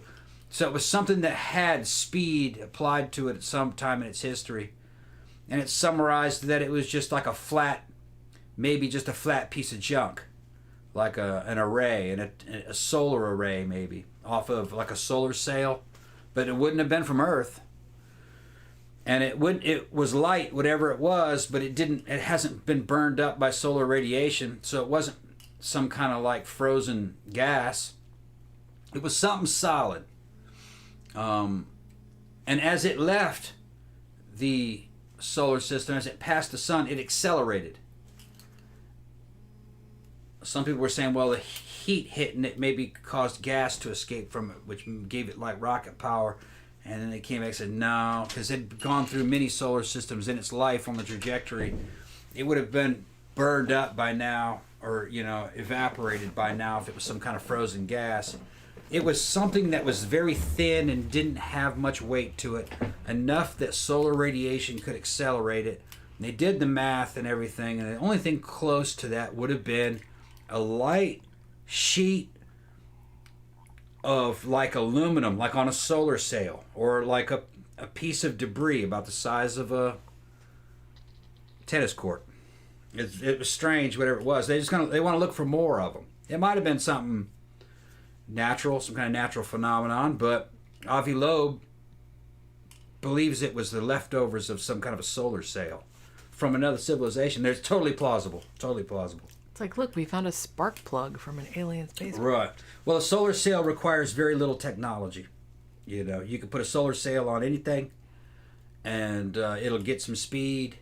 And if it ever breaks loose, it could be floating out there in the galaxy for fucking trillions of years. It would survive. The galaxy's big. If the galaxy's big, and something like that would just last forever. Because there's nothing really to destroy. You're talking about something maybe like as thin as a piece of plastic. Piece of tinfoil. Yeah. Just lasts forever, That's what I mean. You just put shit out there. It's like it doesn't go anywhere. It doesn't go anywhere. It was an anomaly, and if you don't see more of it, then the chances are it was something that was manufactured by somebody at some time in the past. And that's people are always talking about, finding alien species, living creatures coming out, take us to your leader. All that shit's very unlikely. Far more likely that if you meet any living extraterrestrial, it's going to be a living machine that has a very vast intelligence, kind of like something out of 2001.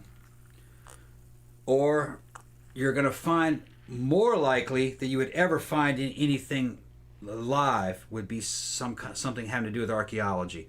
Something that died a long time ago. Or a piece of junk that was made a long, long time ago, because that could be around forever. You know what I mean? In other words, once the footprint is made, it's going to be there for a long, long time.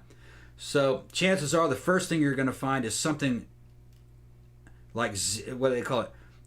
Extraterrestrial or alien archaeology. I would check like on the dark side of the moon, the very center, see if there's something there. Maybe somebody put a monument there.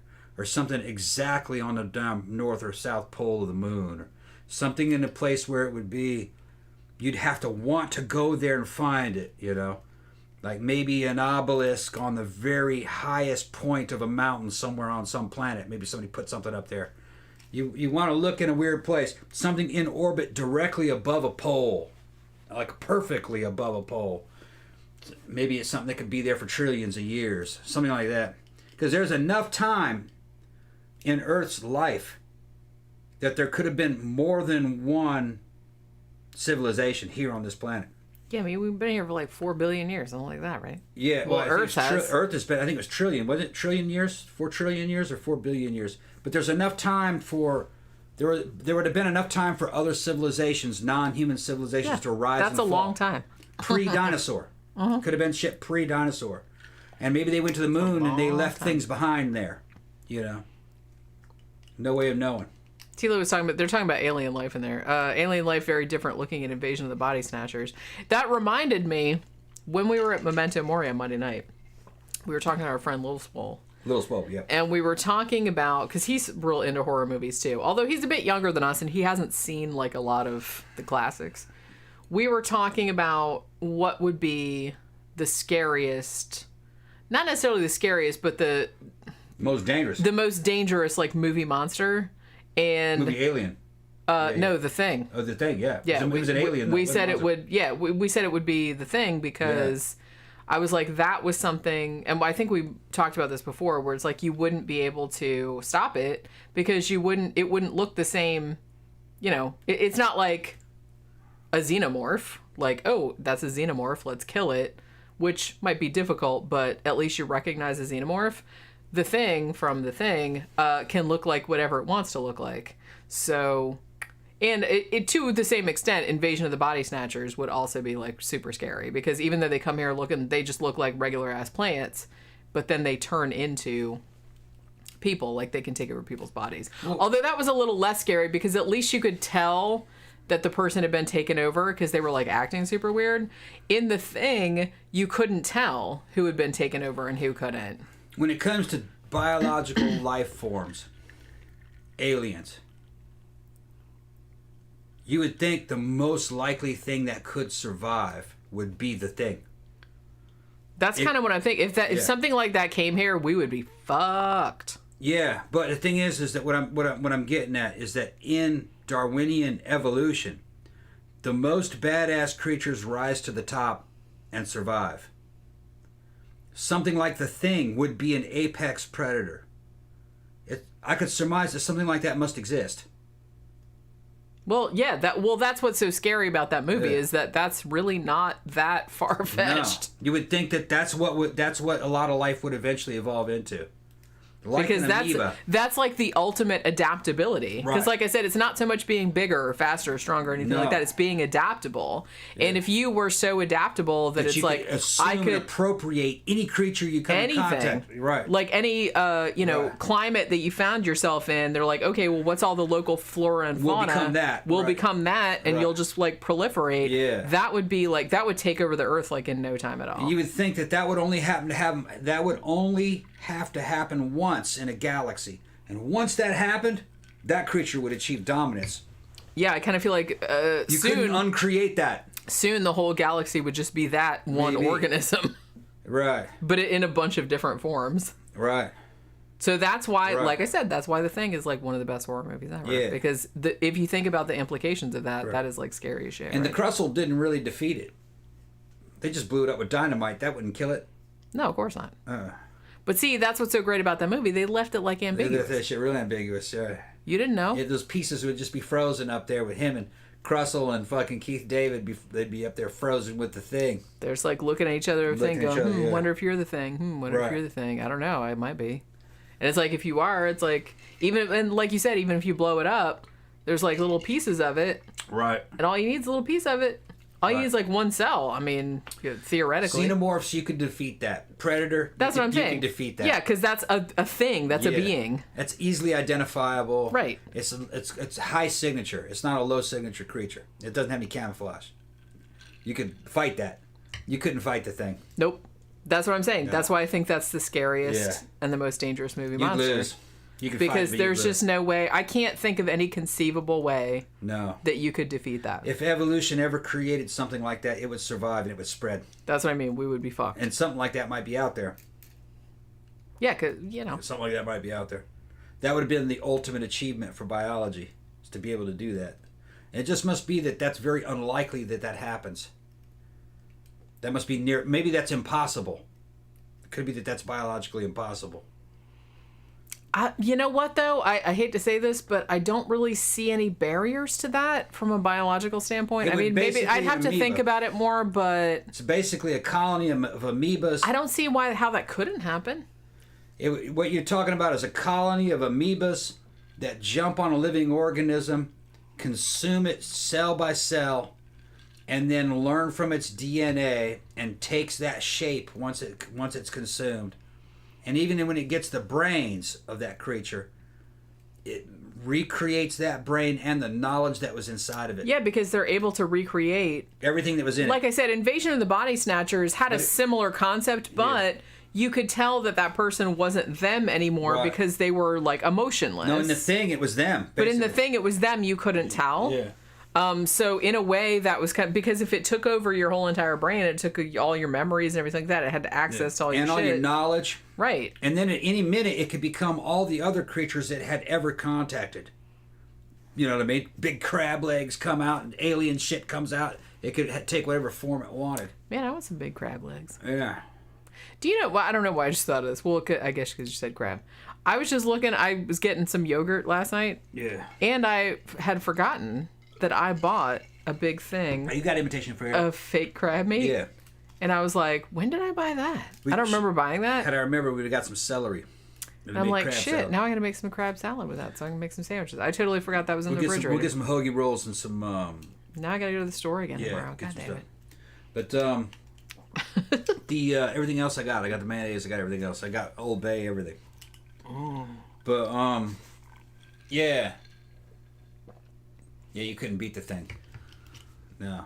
Yeah, and I've I've probably spent too much time thinking about this because, like I said, I'm a horror writer and I overthink everything. So sometimes I kind of have these thought experiments where it's just kind of like, well, if something like that really did exist, like what could you do to fight that? Because I'm trying to think of it like from a story point of view. Like if you were writing a story about this, what could your protagonist do to like fight that? And honestly, there's not really a lot you could do. Like I said, if it escaped, you'd pretty much the entire Earth would be hosed. You'd be hosed. The only other thing that was closer to that was the alien out of Squirm.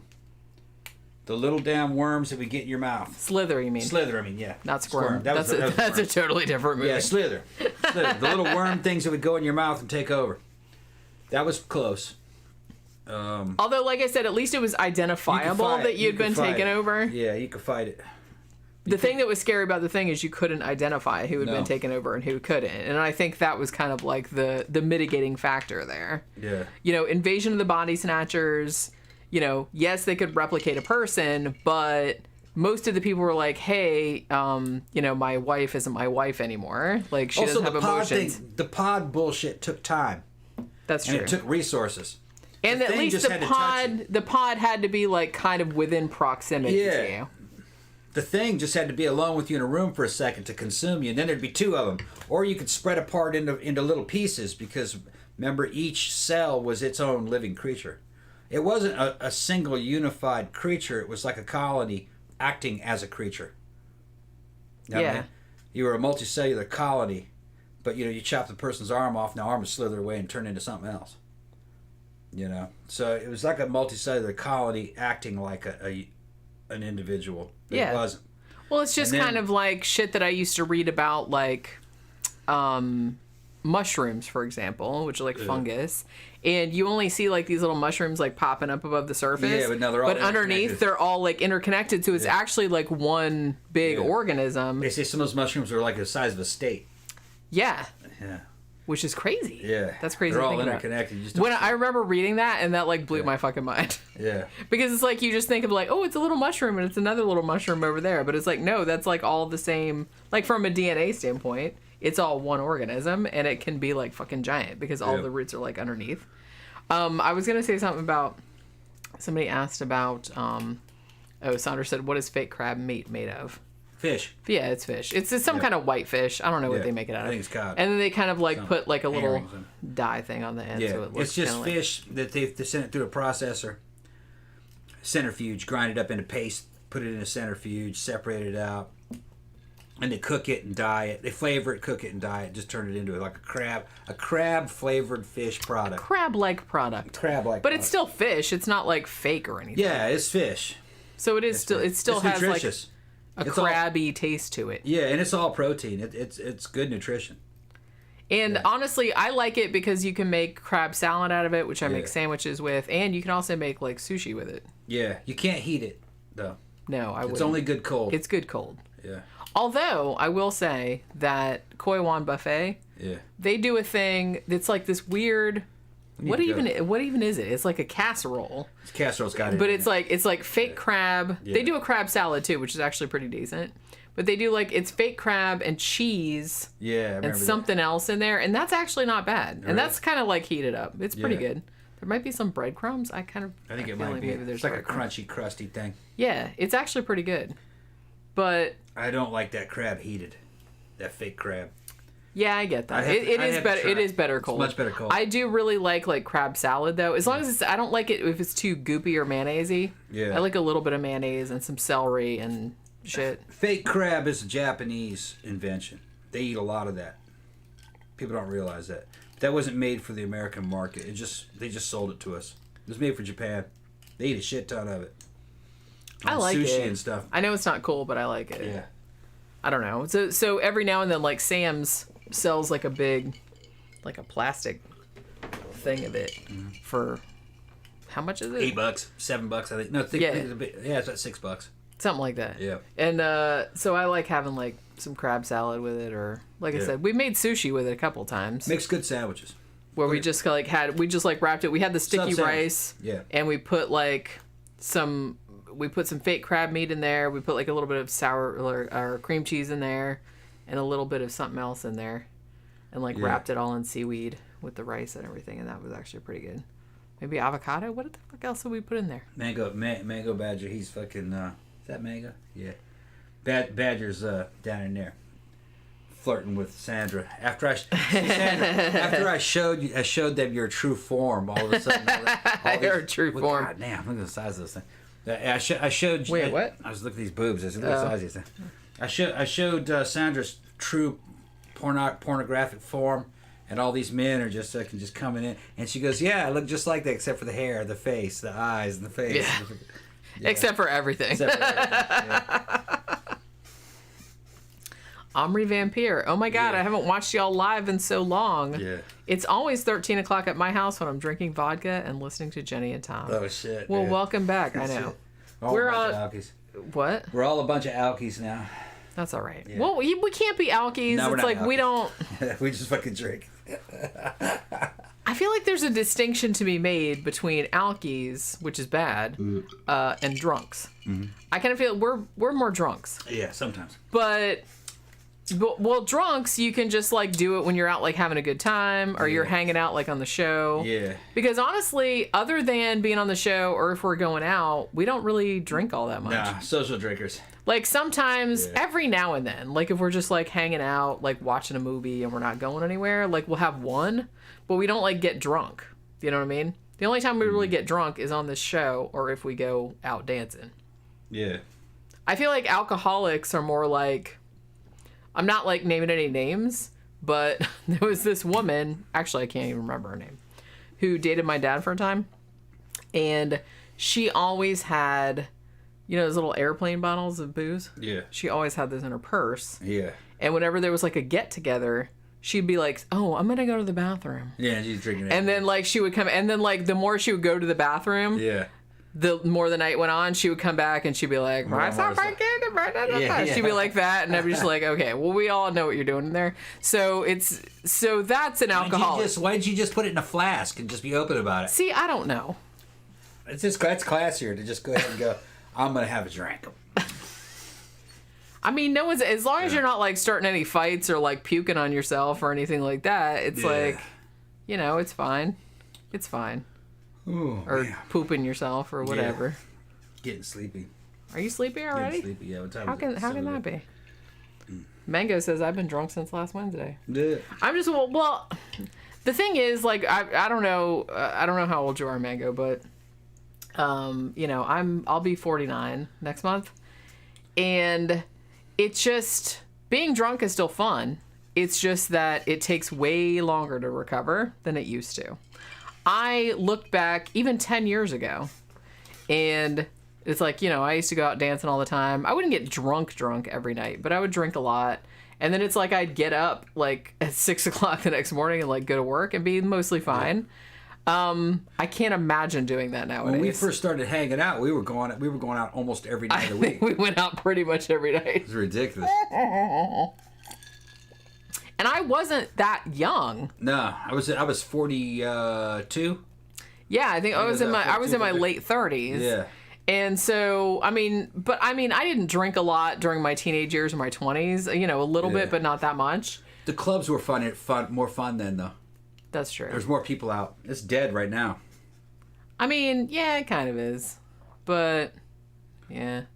Yeah, remember how fun it was? The scene was a lot bigger. Yeah, a lot of people have gotten older. Like they got old, got fat, and won't come out anymore. Or have other problems, like have health problems. Or they die, like Mike Stone died. That's right. A friend of ours died a couple days ago. Oh my God. We didn't even know. We heard it. We were walking to Memento on Monday, and the guy that owns, owns the bar across the street. He owns Sly Fox, who's like across the street. Yeah. And he said, "Oh my God, did you hear about Mike?" And I was like, no, I didn't hear anything about Mike. Yeah. And I was like, we just saw him like a few months ago, right? I kind of feel like we either saw him at a show or we saw him at Mannequins or something. It's like, yeah, he died. Man, he died like 2 days ago. Yeah. And remember fucking LD died. Yeah. Well, not too long ago too. He was gonna die. He was but not like that. How did he die? Car accident. Oh, it was a car accident? Okay. It was on I-4. Okay. Someone hit him. LD was a dwarf, and he had a bunch of liver and kidney problems. He thought he was going to die anyway. But boy, I think probably part of the reason why he died in that accident, being a dwarf, he had that damn van set up for dwarf driving, and maybe he couldn't react fast enough to something that happened in the car. I think he was just sitting on an on-ramp. And somebody hit him? And somebody else's car, and it was the middle of the day. It wasn't like the nighttime or nothing like that. And like this other person was driving, and they just their car went out of control. He was physically frail though. It probably wouldn't have killed a healthy person. He was kind of physically frail. I don't know what happened, but that was like a while back. Yeah. Like LD used to DJ at Memento Mori's predecessor, which was called Mitternacht, which they used to do. Yeah, and he was a dwarf. Yeah. Yeah. He had a lot of health problems too. Right. But you know what I mean? So, yeah, and then a few months ago, we heard that he died on fucking I-4, which like I said, if you live in Central Florida, I-4 is the highway that goes from East Coast Daytona Beach to West Coast Tampa, St. Pete, Clearwater area. So it goes across, the central part of the state, east-west. And it's better now than it used to be, but I-4 is a fucking nightmare. If you have to drive on it to commute, which I did for many years, everything takes forever to get anywhere. Especially if it's daytime. It's better now, since the pandemic, and they've done a lot of work on it. They widened it and stuff, so it's better. But when I used to work, because we live in Sanford, which is to the east of downtown Orlando, and I used to work west of downtown Orlando, off on Orange Blossom Trail, or off of Orange Blossom Trail. So normally if there was no traffic, maybe a half-hour drive. It used to take me an hour and a half to get to and from, because I-4 on weekdays was a fucking parking lot. It took forever to get anywhere. There was always accidents. Hugo says his favorite show of ours was the moon landing. And the first time that was the first show he saw us in, and we were drinking. So he started drinking, and now he's drinking now. So he's blaming us for his drinking problem. We're contributing to everyone's alcoholism. Yeah, the moon landing. Sorry. Well, we didn't, honestly, when we first started the show, I think for the first several years, we didn't really drink on the show, did we? I think we only started doing that when we started live streaming, and we didn't even start live streaming until our 200th episode. Yeah. Which was several years in. Yes, the moon landing was real. Yeah. Yes. Stanley Kubrick didn't do that shit. No. The moon landing was real. I told you guys already, my granddad helped fucking build that damn Saturn V rocket. It left, and it fucking came back. They built a bunch of other ones, and they went several times. My grandfather worked for NASA as well. Yeah. He was an electrician. At the time, I think he was working for NASA. I think at the time, but I think he was being contracted out by Grumman Aerospace at the time. He was in a bunch of those aerospace companies. He did a lot of fucking weird shit. Some of it he couldn't talk about, but he could talk about the Saturn project. The other one was for a company that he worked with for a while. It's declassified now. He worked for a company that was subcontracting for a company called General Atomics. And they were building a nuclear powered spacecraft called the Orion. And he was on the Orion project, and a bunch of weird shit had happened there. But I didn't hear that from him. I heard this from my uncle. And he didn't tell anything. He didn't say anything about Orion during his life, because Orion was still classified, I think, up until about the time he died. You ever heard about the Orion? I've heard about it. Yeah. But see, every time you say Orion, I always think of like the Elvis impersonator, yeah. The reason why they didn't want to talk about Orion is because it involved fucking nuclear bombs about the size of a fucking ping pong ball.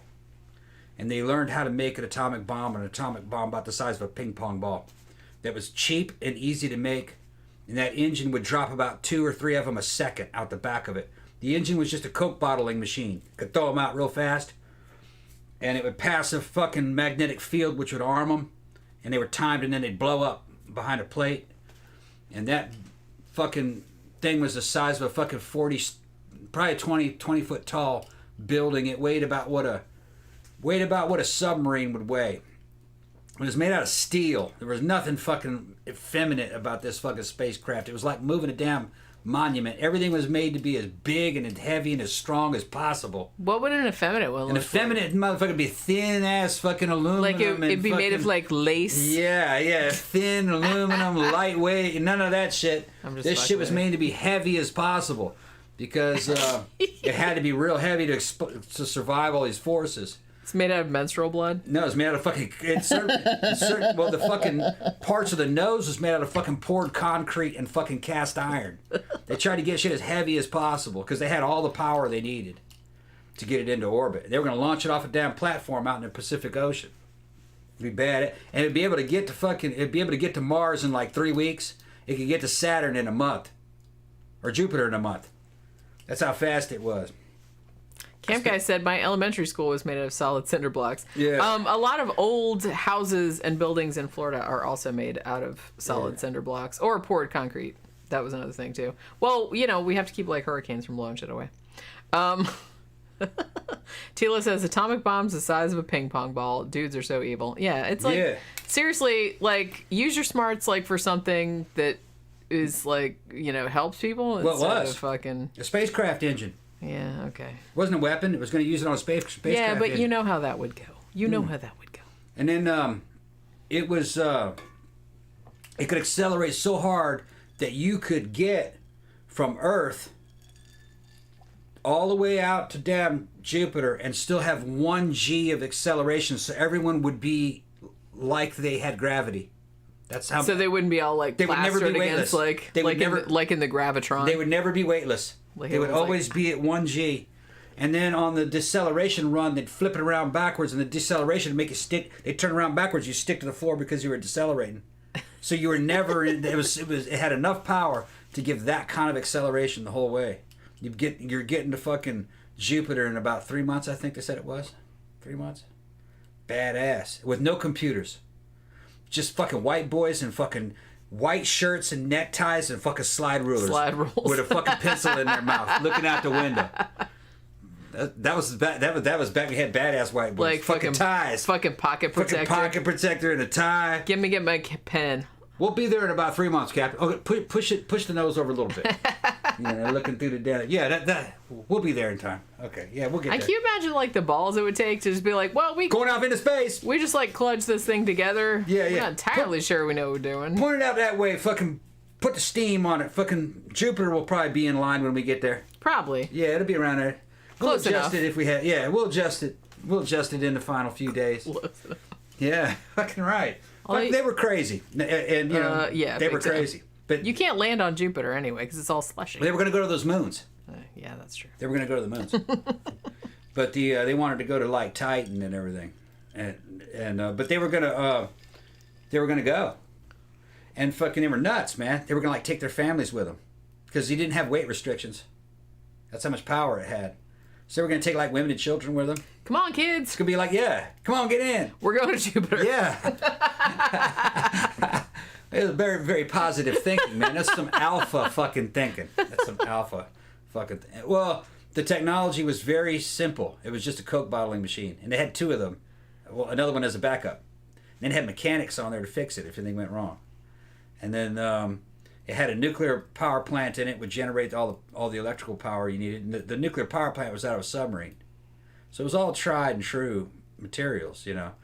It wasn't anything experimental. It was just, the secret was that damn atomic pellets about the size of a ping pong ball. They were in something about the size of a soup can to make them easier to deal with. They'd shoot them out. I think 2 or 3 of them a second. You could just pour the fucking power on. The more power you put on, it was all mechanical. The more of them it would throw out the back. They went through a magnetic field to arm them and blow them up. Yeah. And that's so like Jules Verne. Jules Verne shit, but it would have worked. It would have worked. I'm just saying. That they went like, over that shit over and over again, and all the math was sound, and it would work. They wanted to know the blast. It threw them out of the back of a blast plate that was on this big fucking. It was a huge cast iron black blast plate on the back that had shock absorbers.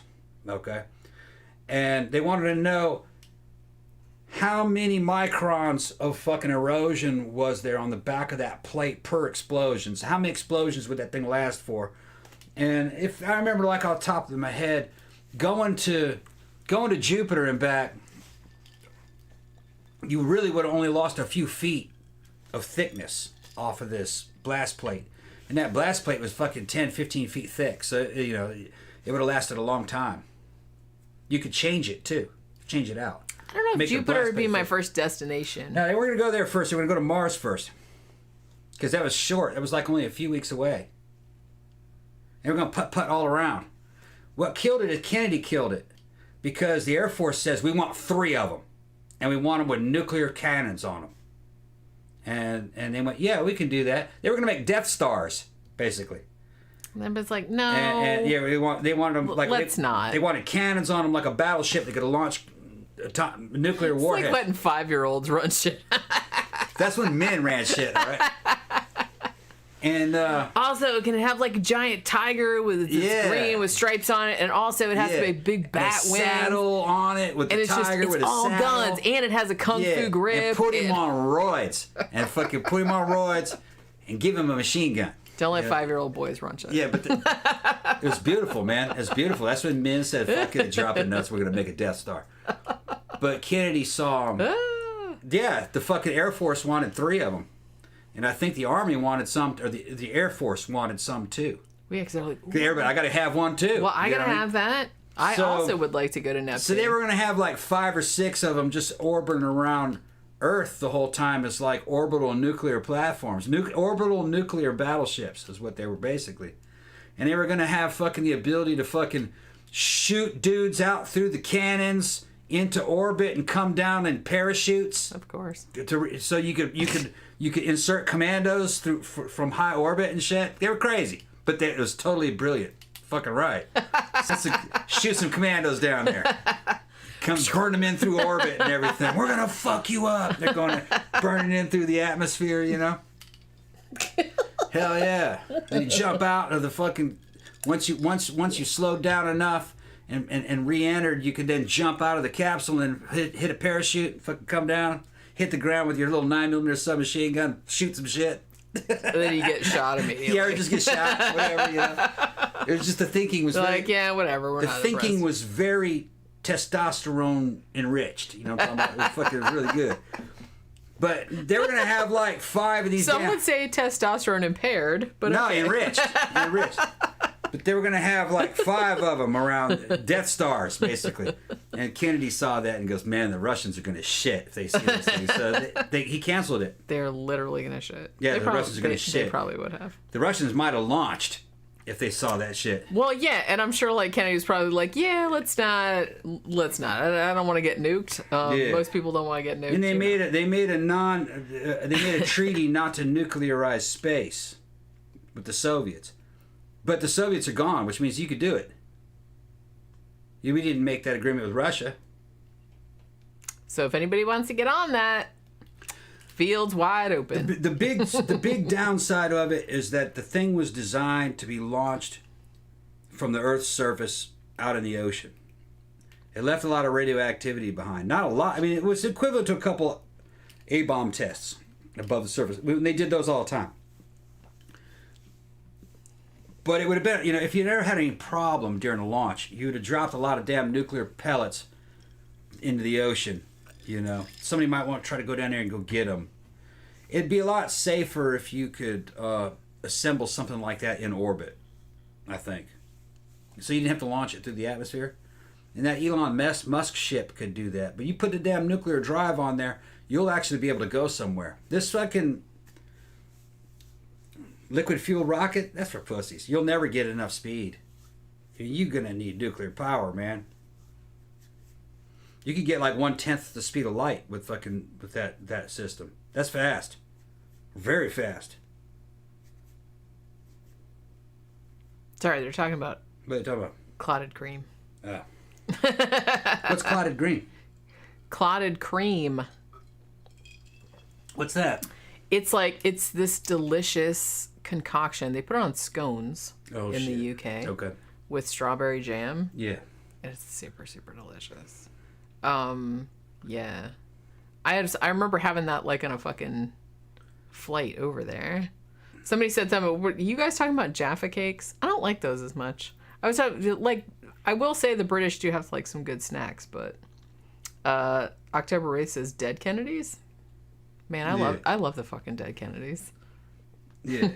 They said I'm gonna take my hat off to unveil my Uncle Fester wig. Yeah. That's not Uncle Fester wig. That's his real head, though. Yeah. That's his real head. Like, so see, he doesn't have all the hair that was on his head, like, migrated down to his back, and I had to shave it off. Yeah, he had to shave it off. Ew. Yeah, Tammy said, why the hell are peeps trying to go to different planets and stuff as McDonald's on Saturn? Yeah, I think I wouldn't mind going to another planet, but I'm not going to be the first to go to another planet, because that'd be fucking lame. I'm not going up there and, like, fucking camping. Like, I'm going to wait till, like, other people go and, like, build some shit so I can, relax. Yeah. But other than that, I'm not averse. Well, there's some pretty interesting shit, though. Saturn and Jupiter have some moons that are pretty interesting.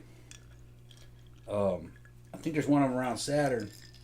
It's a real cold one. I don't remember the name of that bitch. It might have been Titan. But I thought Titan. I kind of wish that like the moon was called that bitch. That bitch, yeah. I'm gonna have a moon called that bitch. That bitch right there. It's gonna be called that bitch right there. That bitch right there. Yeah, but one of them, I think it might have been one around Saturn. Maybe you guys can correct me. They think there might be life on it. But not like super cool like party life. Or no, like just subatomic animals.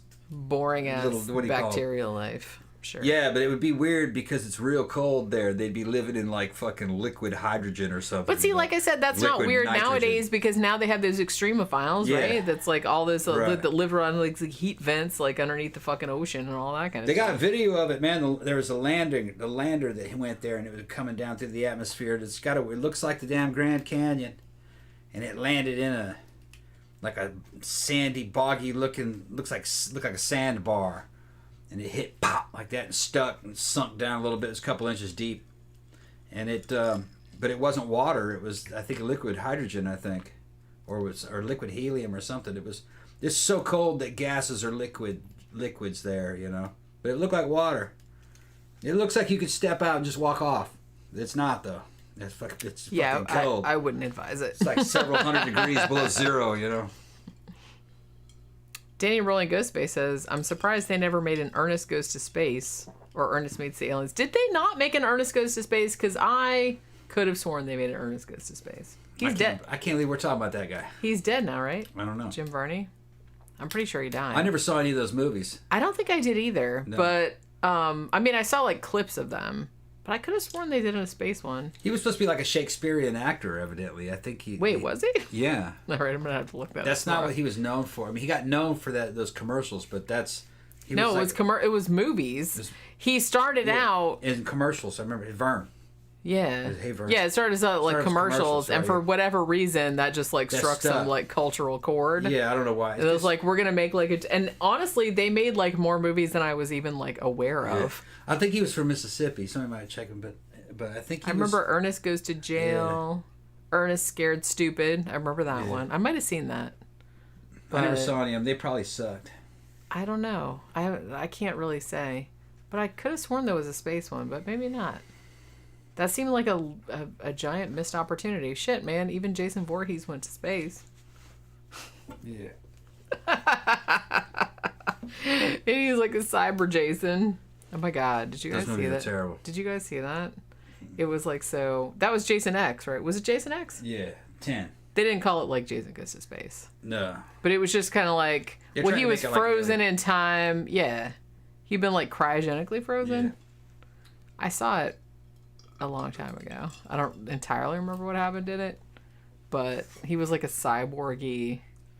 I don't know. It was ridiculous. But not ridiculous...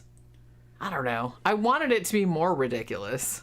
I think I kind of watched it and I was like, I wish this was stupider. Like, I think I would have enjoyed it more. Because it was stupid, but it wasn't stupid enough for me to, like, enjoy it. No. You know what I'm saying? It was just bad. It's interesting because... That was the kind of shit that fucking Mini-Me would like. Yeah. Yeah, he'd see that shit and he'd be like, fucking, oh, it's this great movie, dude. I saw this great movie. You ever heard of a fucking movie called Friday the 13th? Oh, you have? Okay, yeah. It's Friday the 13th 10. Okay? It's about these guys on this fucking space station. All right? And they got this dude in a cocky mask and he's killing them all. They got really hot girls in it, man. You'd love it.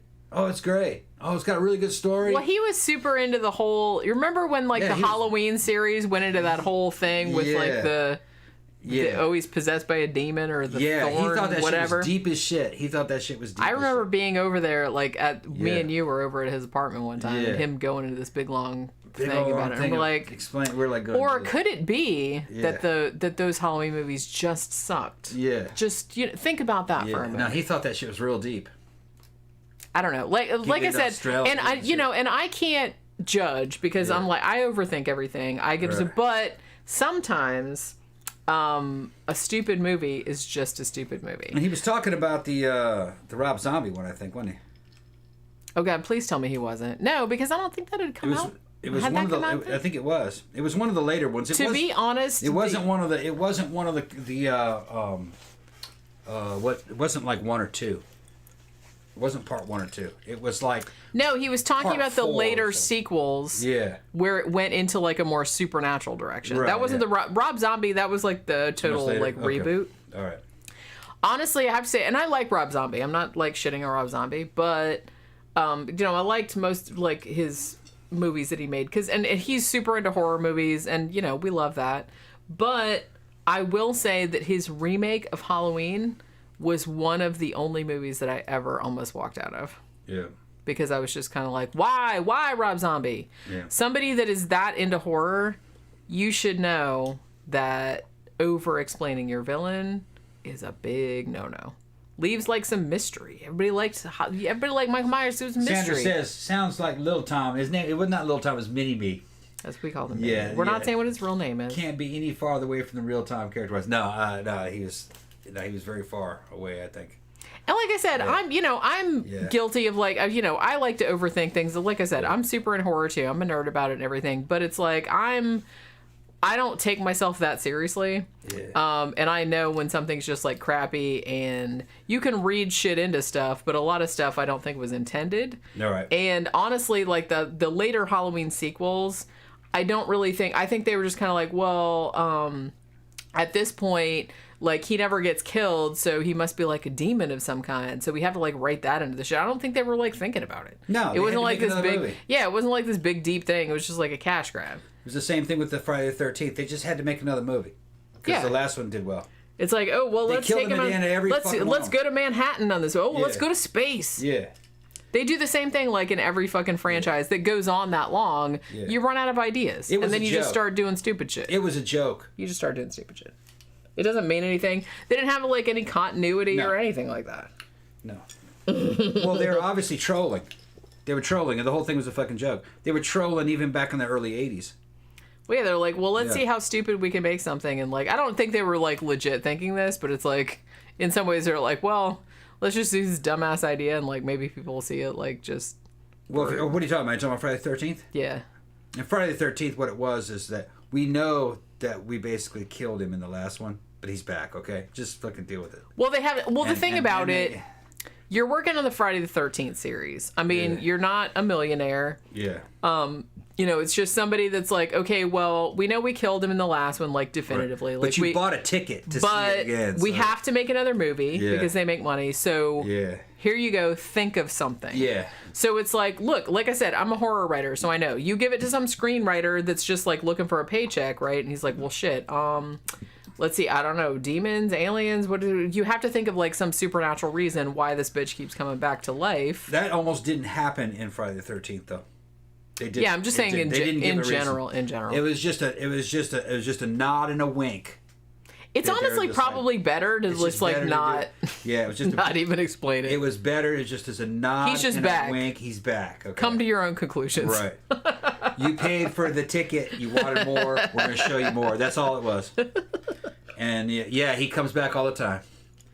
And Freddy was like that, and fucking, they're all like that. But the thing you want about more of that shit, we'll give you more of that shit. The thing about Freddy, though, was that at least, and I'll give at least he was a dream. Yeah, at least he was supernatural from the beginning, because he was a dead dude. Yeah. And he was just coming back in people's dreams. So he was already supernatural from the jump.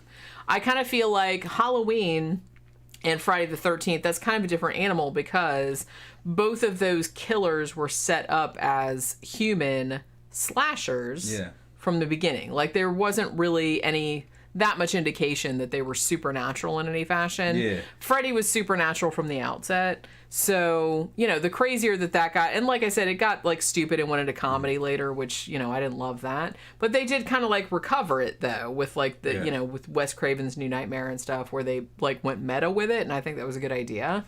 But, because, you know, what are you going to do with that? That's what we're talking about, T. We're talking about the series that just go on and on and on. That shit was all just a nod and a wink. They knew that you just wanted to see another movie. They didn't have to explain it.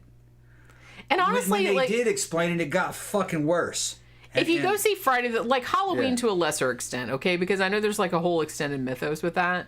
But Friday the 13th, I mean, basically, you're just going to see Jason kill people in like creative and gory ways. And somebody survive. And the way, and you know, as long as you can facilitate that in a way that people are just like, okay, whatever, then that's fine. Yeah. So you don't have to like overthink it. When it came to those kind of slasher franchises, overall, I'd say that Friday the 13th was the best one, because it didn't try to be something that it wasn't. It was obviously fucking with you. It was obviously giving you what you wanted. It obviously did not give any rational explanations for any of this shit. It was just pure entertainment. They knew you were a kid, and you rented this bitch on fucking VHS, and chances are you're like a high school fucking sophomore. Yeah, you're like down in the basement with some beers and some pizza. Or had it been me, I was down with like Cheryl or some shit like that, or some fucking girl, and you're gonna get blown. That's all.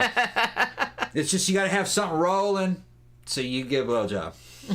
You gotta grab some titties. Yeah. Because, you know, you're too young, she's not gonna let you in. Not yet. You know, she's probably still a virgin. It's gonna be, you'd be fighting through that hymen. You know what I mean? You know, you're fighting your way through that hymen wall. You know what I mean? You're not gonna get any. It's gonna be some shit like that, you know. You guys know how it is. She's laughing. Fighting the hymen. No. You didn't do the loophole? You didn't go up the butt? No. Because that was way too advanced for me at that time. Okay. It would have been way too advanced. So I feel like that's something that like a lot of Catholic school kids did. Yeah. I don't know if it about back then, but like nowadays, it's like, just, well, it's technically not sex if you're going in the butt, because it's not, you know. No, we weren't off into that yet. Maybe some people were, but I didn't hear anything about it. We were just lucky to get some head. Fucking, I was reading Billy Idol's book that you gave me. He said you back in England and everything. Fucking, the main thing there was just get a hand job. Punk rock girls giving you hand jobs back in the 70s. They go out in the back of the club and give you hand jobs. Back in the alley. Says they wouldn't give head though. They wouldn't give any ass either. Couldn't get in it. But he was like underage. So were they though. Yeah. You know. I bet he kind of was. Yeah. Tila says, thanks for reminding me of losing my virginity, Tom. Not the best memory. Yeah. Fight your way through that wall. I kind of feel like, I don't want to speak for all women everywhere. But I do kind of feel like for most women, losing their virginity is probably not a good experience. Yeah. Because it was probably like, you're just probably gotta pop it and back off. you were probably, I'll get you next week, baby. You were probably very young. Yeah. You were probably with a dude who was equally young and had no idea what he was doing. So, it probably wasn't a good experience. I would be interested to hear from like any, girls that it was a good experience, but I don't think most girls had a good experience their first time. Most of the time, everybody I knew said it wasn't.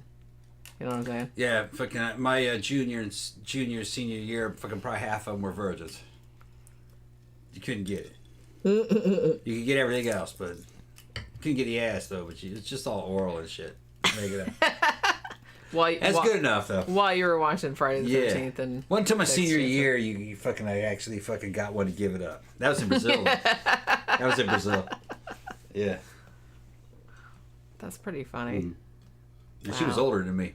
Memories. Yeah, Tom like always hitting the older women. Well, not by much, only like a year or two. That doesn't even count at that age. No. That doesn't count. Well, when you think she's 2 years older than me. Wow. Well, yeah, I mean when you're that age. Yeah. She's out of high school, seems man. Like she's a grown woman. She's out of high school. Well, that's kind of like how all the high school girls wanted to go out with like college dudes. Yeah, you're right. Yeah. Because it seemed like a huge difference to go to like college dudes. Oh, they're so much more mature. Yeah. Even though they're not really, because dudes don't get mature until they're 45. Yeah, if that happens. Yeah. If they're gonna mature, some of them are like. I don't think it happens. Honestly, most of the time I probably not, because like I said, I do kind of feel like dudes are like perpetually 10-year-olds. But that's just me saying that. No offense. Damn, you want another drink? Yeah, why not? Should I make it weaker? Yeah, make a weaker one. Yeah. I'm having a good time though. All right. I don't want to talk all night though, man. I want to get something to eat in a bit. I know, but it's not even 3 hours. All right. Calm down. Glowing Turtle says, watch Cocaine Cowboys. Great suggestion. Thank you. Yeah, we really enjoyed it as well. That's some like fucking crazy ass shit. Sandra says you have that strange rule in the U.S. that you have to have sex at the third date. At least all the teenage movies say so.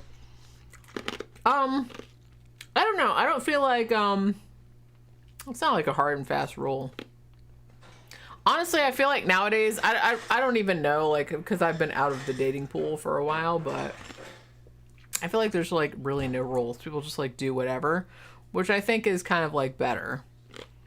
Even when I was in high school, I don't remember a lot of, like, I don't know. I don't really remember a lot of, like, rules, per se. People just did whatever they felt like doing. And I felt like most people I knew in high school that were dating were banging. I mean, you know what I mean? And it wasn't really that big a thing. And like I said, this was late 80s. So, I don't know. I don't know if it was a thing. Sandra's saying that like a lot of U.S. teen movies, so there's like this rule where you have to have sex on the third date. Oh, no. I've heard that, but I don't know if that on the ground. I don't really think that's a thing. That's like a movie thing. You know what I mean? Says this is a great show. No, there wasn't a rule like that. No. Yeah, like I said, I kind of felt like everybody, even back then and nowadays, people just do whatever they fucking feel like doing. Yeah, and we also kind of had different rules about what sex was. If everybody was coming, it was sex. It didn't matter if you actually went in or not. You know what I mean? Like in. At least up until you're about your senior year. Your senior year in high school was redefined. No, you're gonna get in that shit. And then that's the real thing, you know. There has to be penetration. There has to be penetration. You know, And that's kind of, but you were, come on, man. Your sophomore and junior year, you were lucky to get any action. You're lucky. You felt lucky at least. Yeah. In those days. But like I said, just remembering back to my time. The thing is that we were dating a lot. Yeah. Well, yeah, everybody was. So, if you got into one, you'd have to go steady. You couldn't date anybody else. But if you were just going to make out and fucking get each other off and shit, you could jump around. It was like not a commitment. Yeah, because like... Because you're playing the field. I do kind of feel like it's not so much a rule, but I do kind of feel like back in the old days, if you actually, if you just did like oral shit and you just like, serious, then it was like, okay, you could do it and it wasn't like a big deal. But like, if you actually had sex with that person, then like penetrated, stay with her. Then that was kind of like a much bigger deal. Right. Like, I don't think it meant that you had to stay with that person, but it was like a much bigger deal. You couldn't date anybody else. And you see, we would date sometimes different girls every week. You do one week, and then you do another one another week, and you go back to that one. So you might date like 3 or 4 of them at once. But you're not having sex with them, technically. You know what I mean? Technically. Gramthars was there, man. He'll tell you. He was in the same fucking path. I haven't seen him in the chat today. Yeah. I don't think he's here, actually. You know what I mean? Right. Yeah. Somebody... So we were dudes. We were trying to find loopholes. You know what I'm talking about?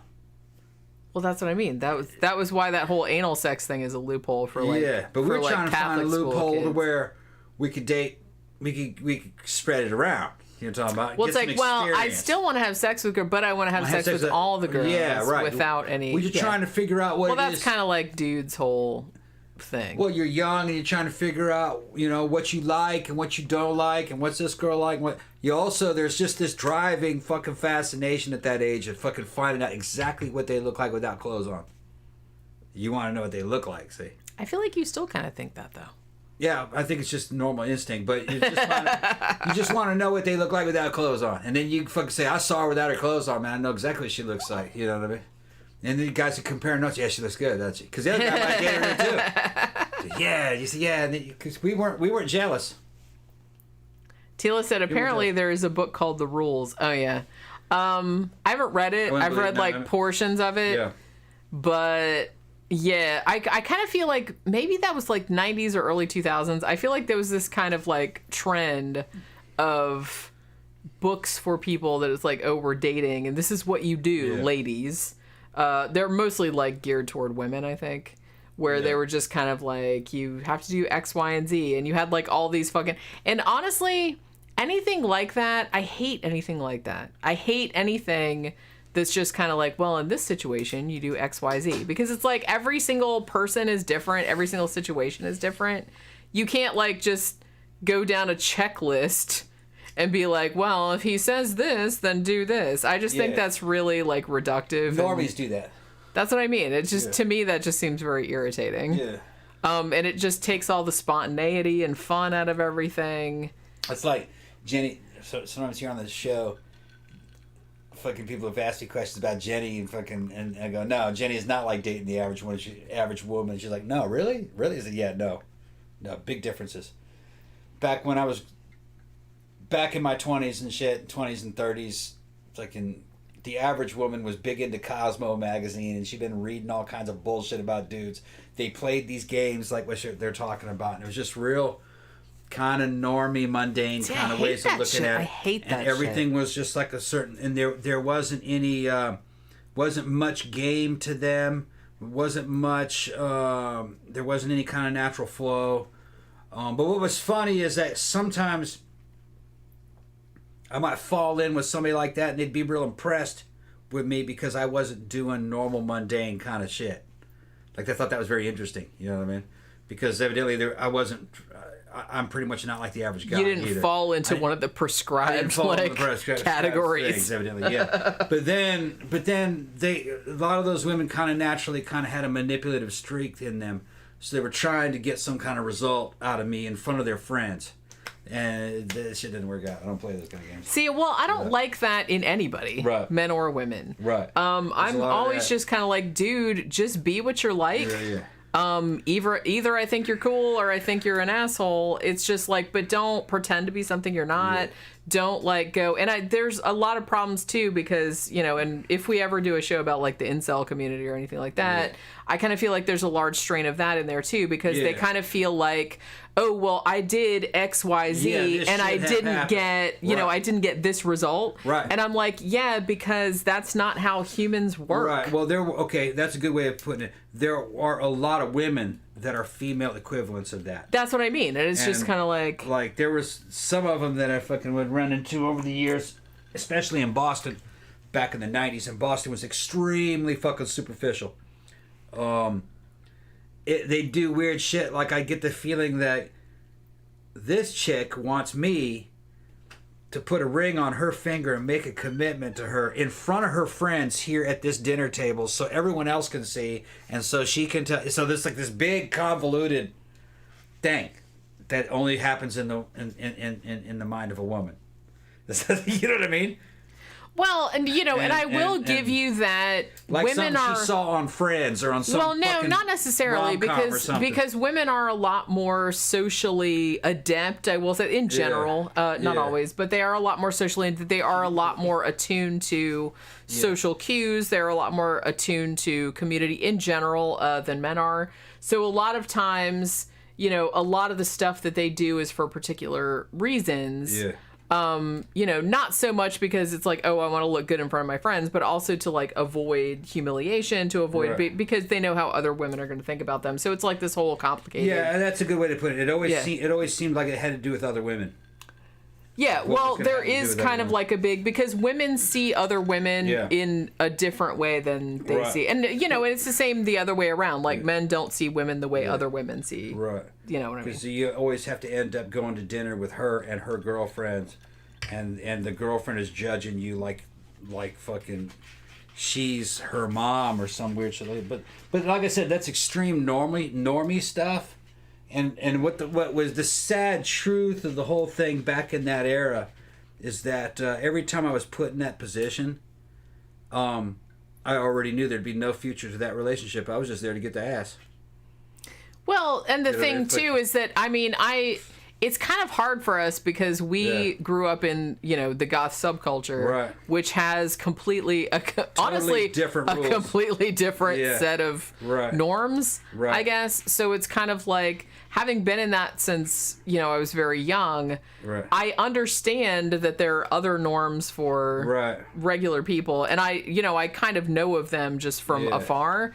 But I never really experienced that to any great degree because I wasn't ever subjected to that. From our point of view, you end up, it feels like you've been transported backwards to another time, to some fucking ancient fucking province of fucking, I don't know, Northumbria or somewhere. Well, everything like seems... And it's all kind of fake and artificial. And, that's how it all seemed to me. It's like real. Everything... I was like, why can't you guys just like act like fucking normal? Like act like what... Like just do what you want or be how you want. Like I don't understand why there has to be this whole like rigmarole. And then everything is about future orientation. You know what I mean? About fucking, well... This is where we are now in life, but where will you be 10, 15 years from now in your career, and what will our relationship be? So it's all this overthinking shit coming from them, you know what I mean? What are my friends going to think of you in 20 years? That kind of weird shit. Now, and like I said, now I'm not going to... This is what I was dealing with. But I'm looking, just going, I'll tell you what, you look great in those jeans. I'm just going to try to get it. You know, well, that's the only thing that I was really... But to be honest with you, I am going to like defend that to a small degree because... like I said, for women, it's not, you have a lot more to lose. Yeah. You know, in the sense that you could get pregnant, you could get, you know, there's a lot of things that can happen to you. So you have to be a lot more circumspect about, is this dude, like, if he knocks me up, for example, because it could happen, and it's happened to me, you know, is he going to like stick around? Do I have like a future with this person? So it's like you have to, so women are a lot more practical than men in the long term. So you can't shit on them too much for just thinking about, is this dude just gonna like bang me and never call me again? And then like, what if I turn up pregnant? What if I get an STD? What if this, that, and the other? So it's like a lot of things that you have to like, what if he stalks me, for Christ's sake? Because I've had that happen too.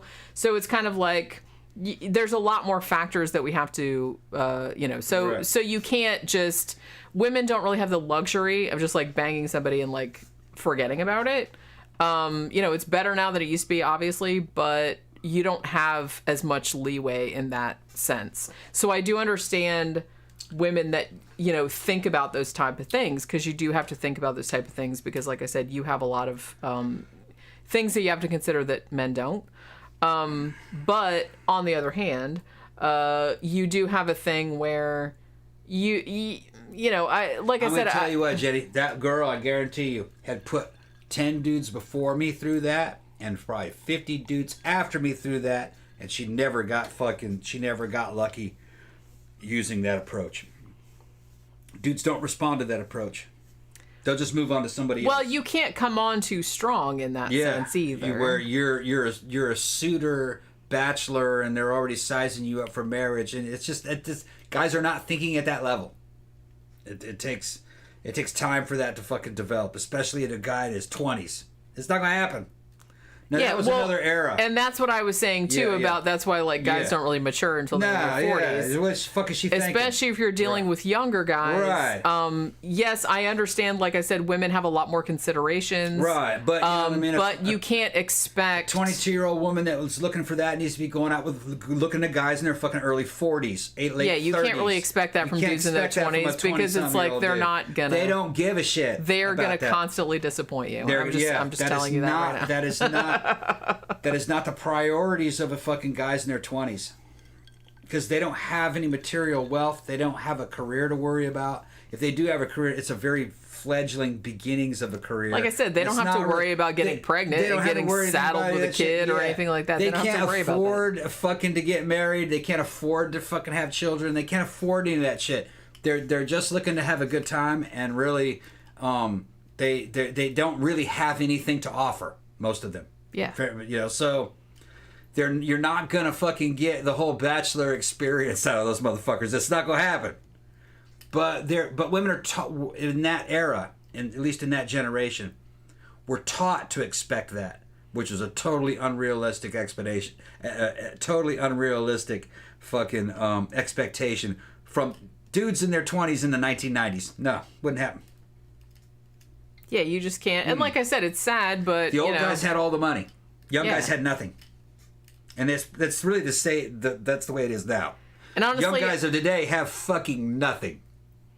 Well, and like I said, as long as, and I kind of feel like it's better now, because you have less of this stigma about young women. They're like, look, I'm just going to go out and bang a hot dude and like not call him again. Right. Well, because that's what dudes have been doing for like generations, right? So I kind of feel like I'm glad that like women can now kind of do that, and there's not like a stigma about it. They're just like, yeah, fuck him, whatever. Right. So because like I said, that's kind of riding that cock carousel.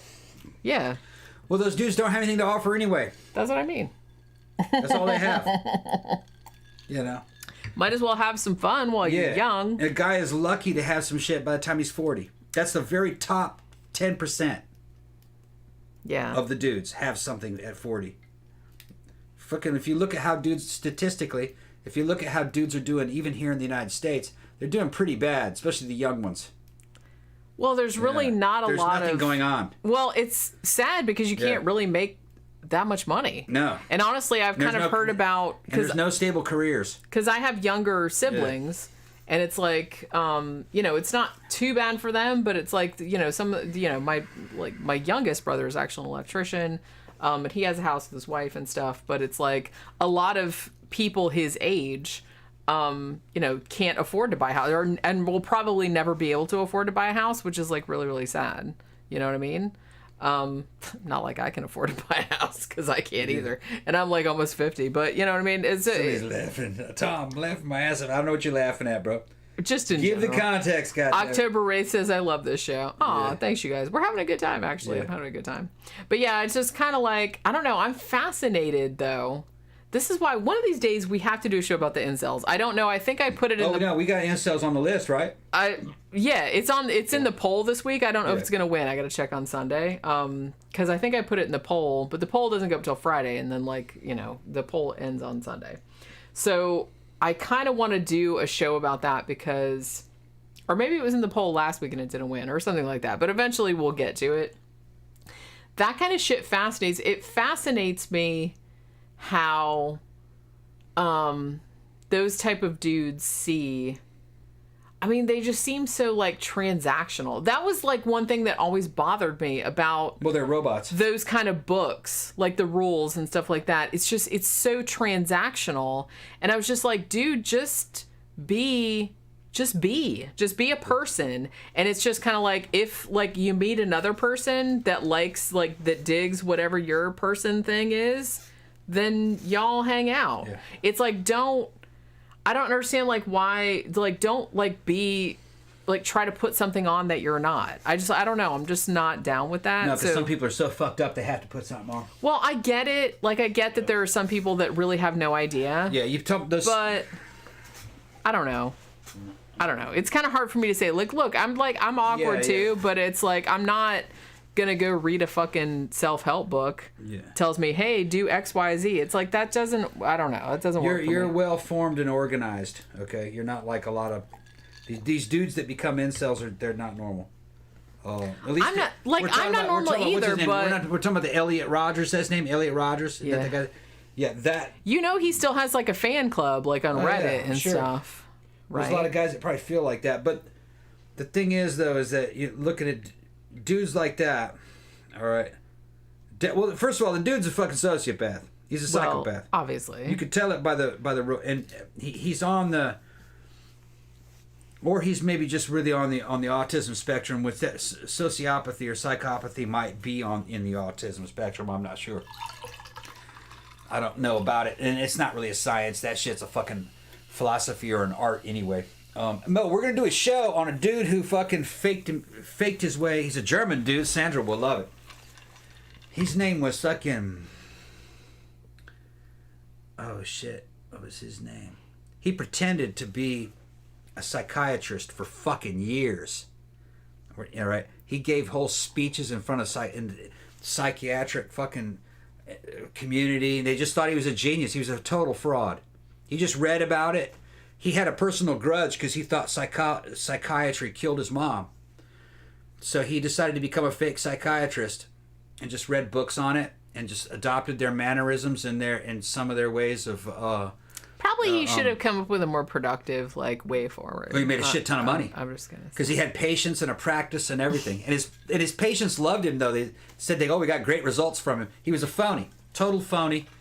And he would get up there and fucking tell the psychiatrist all kinds of mumbo-jumbo nonsense that he got out of books. And some of the shit was trolling them. He would troll the shit out of them on purpose. And they never called him on it. They thought he was a real psychiatrist. He was trolling them. And he did it. My understanding is that he was doing it to undermine the psychiatric community because he said it was all snake oil. And he said about wanting to prove that it was snake oil, that it was not a science. His name was Postal. Gert Postal, I think is what his name is. Does that sound familiar to you, Sandra? I'm gonna ask my local crowd. I think it was Gert Postal, I think what his name was. And he's still around, and he's on Twitter, and he's still trolling. He trolls the shit out of fucking the psychiatric community. Says they're all a bunch of frauds. But he was a fucking professional con man. Made a whole bunch of money faking it. He worked in hospitals and everything. So we want to do a show on him. I think it'll be good. I think it'll be really good. Well, no, I mean, like I said, I have to put things in the poll. I did put a thing in the poll that was like, let's do a show about imposters, like that guy, like Frank Abagnale, right. Dudes like that. But I don't know. We'll see if it wins. Mango says, we had an incel kill 6 people in the last week here in the UK. One of the victims was 3 years old. See, this... I don't know. I'm fascinated by dudes like that because I kind of feel like, and I don't know if this is still the case because I feel like I read this a long time ago, so please correct me if I'm wrong. But I read somewhere a while back that doing MRIs on dudes' brains and stuff like that apparently, and like I said, this is just from memory, so I don't know if it's true or not. Don't stop it. Don't at me. Stop it, Pookie. That when dudes in general look at a woman, they're using the part of their brain that they use to process objects rather than another person.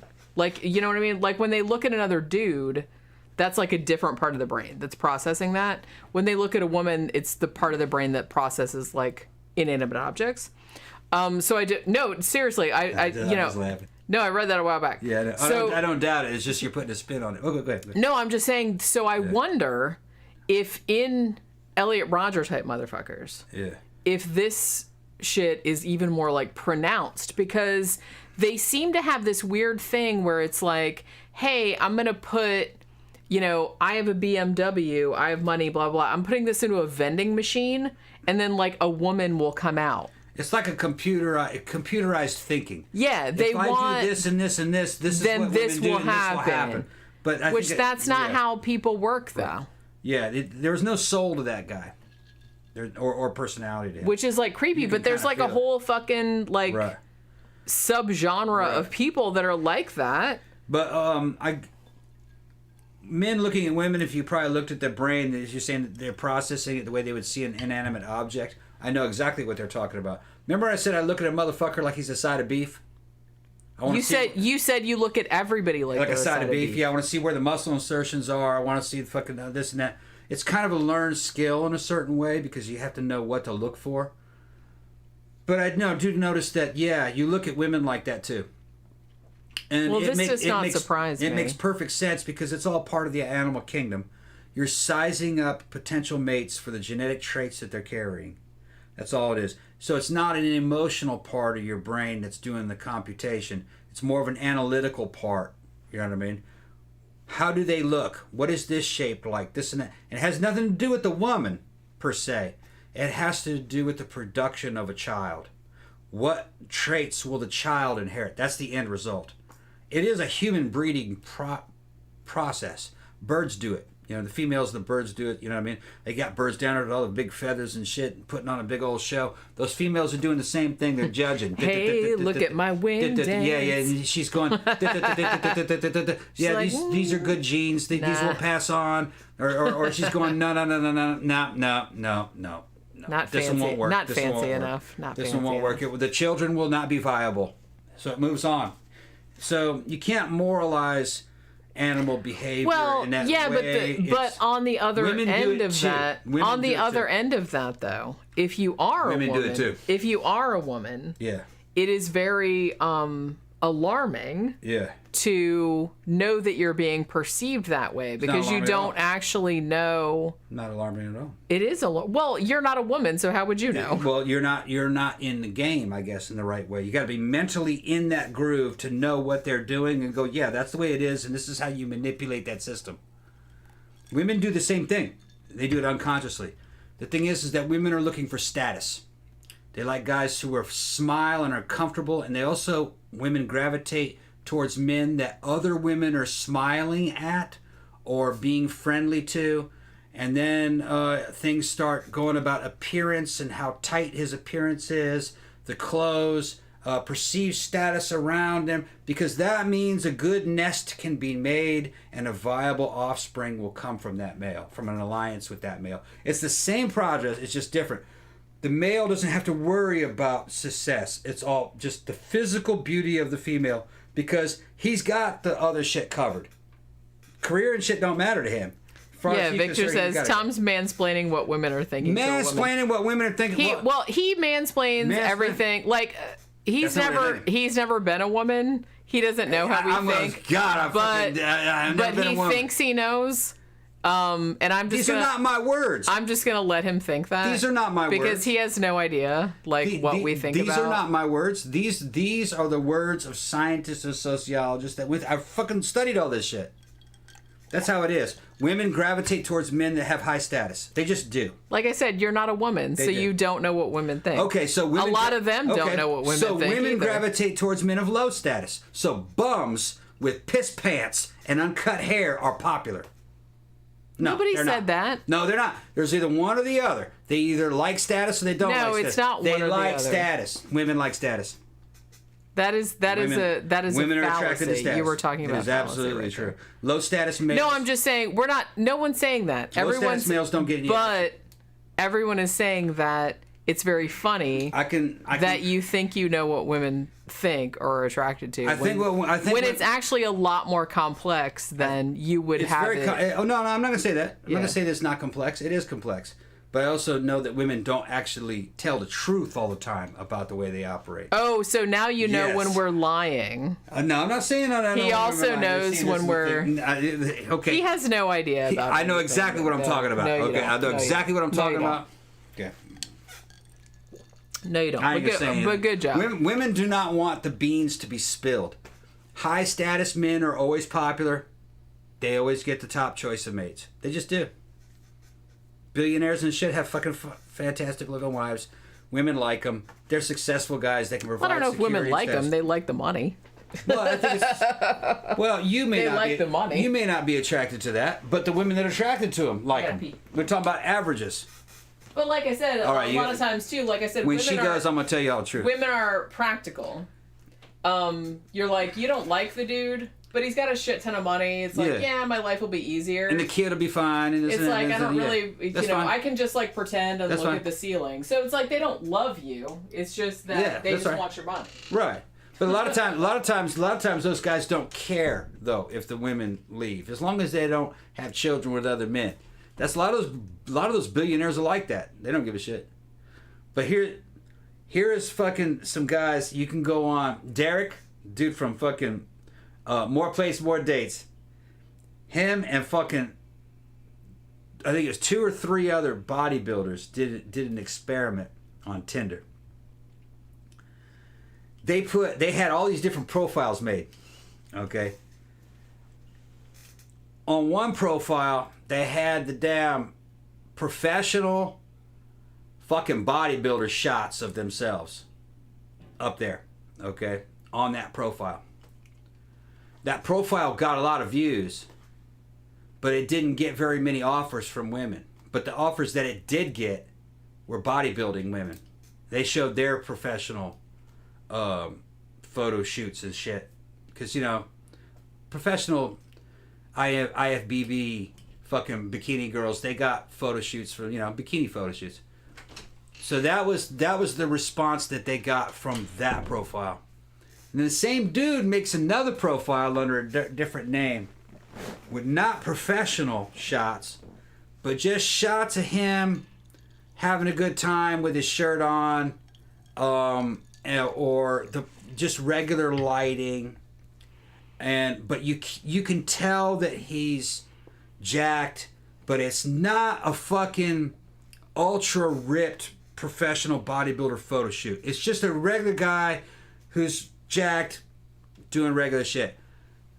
That fucking those profiles got the overwhelming amount of fucking views. Okay, and it was all attractive females. Then they would take a photograph of themselves before they worked out. They'd make up another profile before they started lifting. When they were, 18, 19, 20.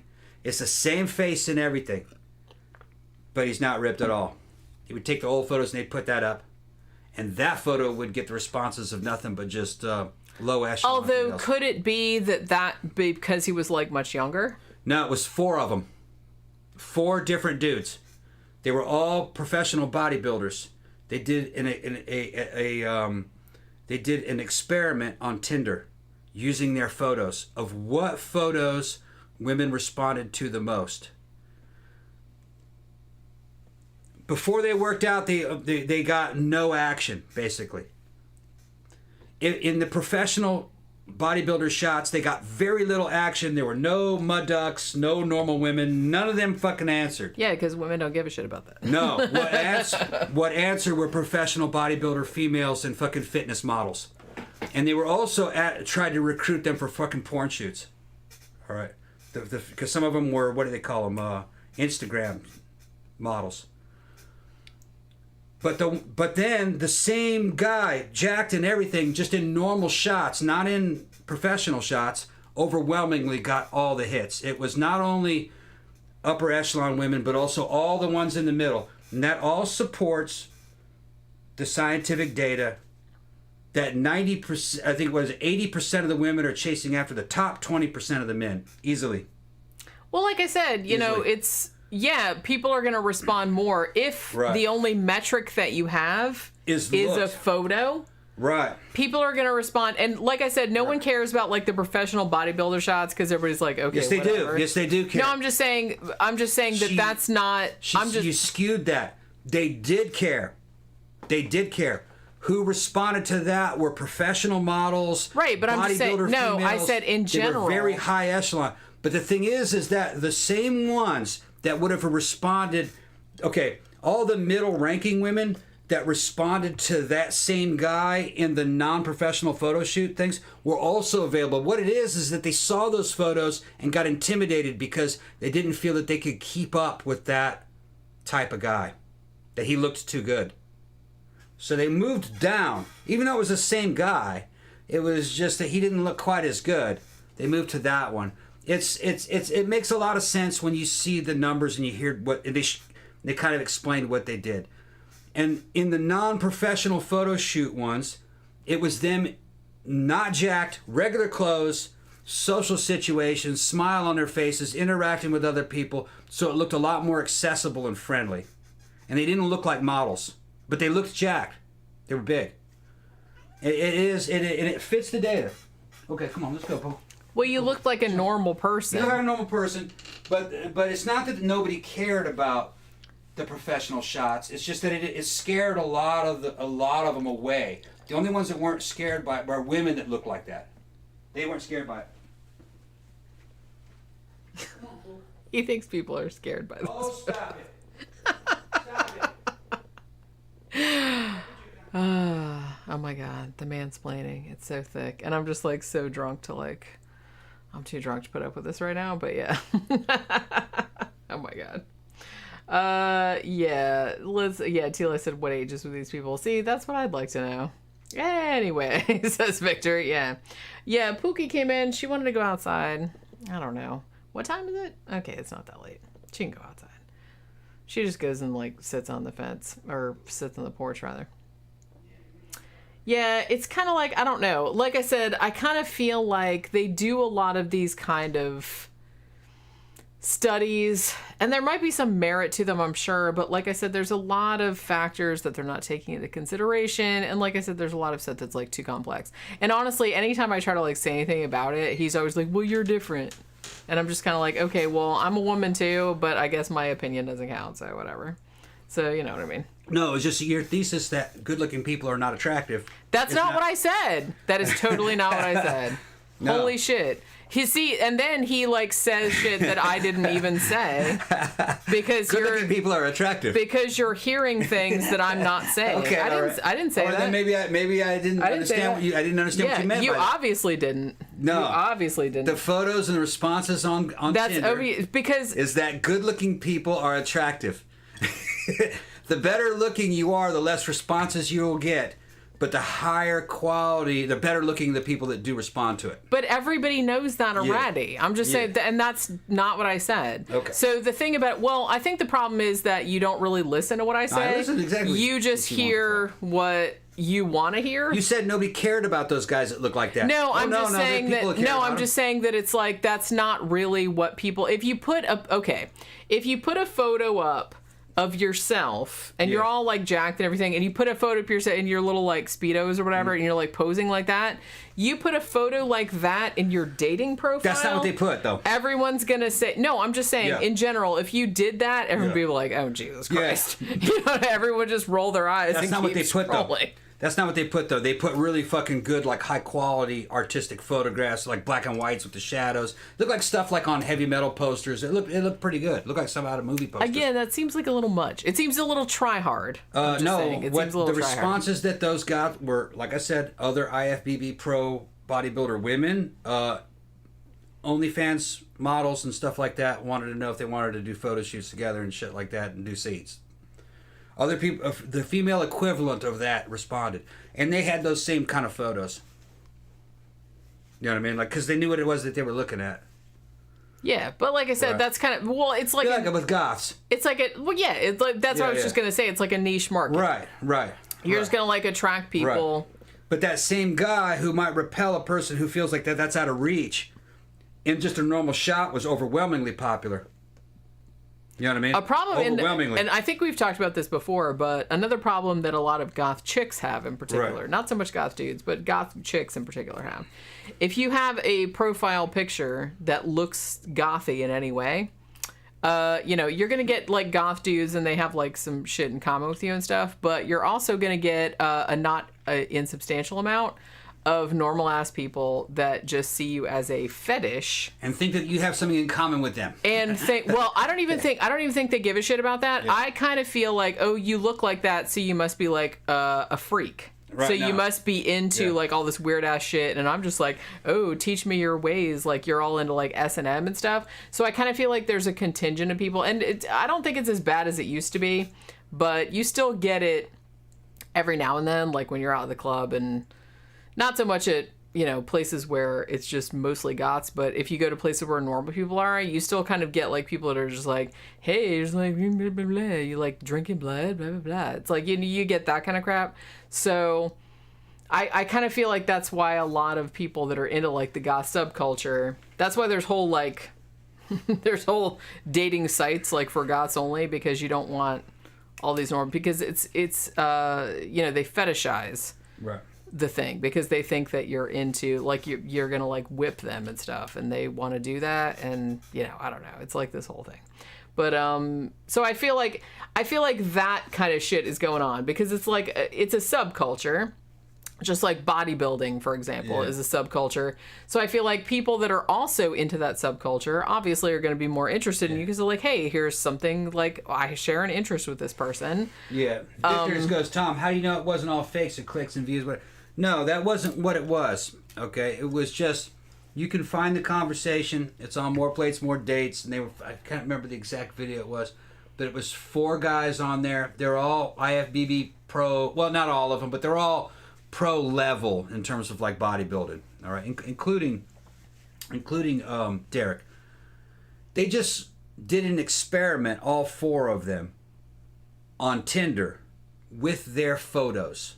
They made different profiles for themselves. That's a very small sample size. Right, it was just 4 guys. But they wanted to see what photos women responded to most.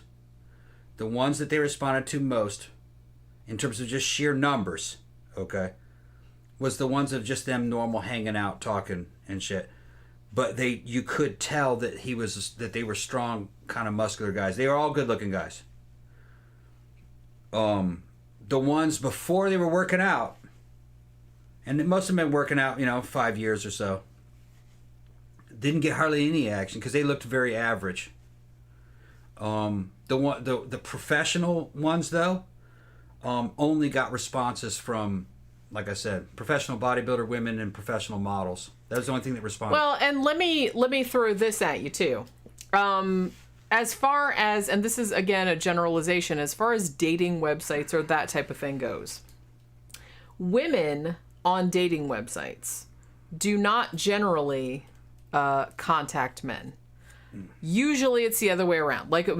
Because the thing about it, women on dating sites, no matter what they look like, usually get a bunch of trolls. You get a bunch of messages from weirdos. Right.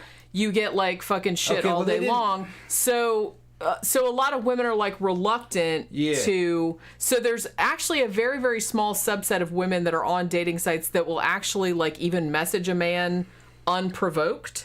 Yeah, well, they didn't mention in the conversation, from what I remember, they didn't say who initiated contact. It could have been that they were initiating the contact. That's what I'm saying, because it was just who responded. Women in general, they said it was do not initiate contact. And like I said, not everybody, because some of them do. It depends on the site. But a lot of women do not initiate contact on dating sites because of the amount of trolls and weirdos and creeps and shit like that.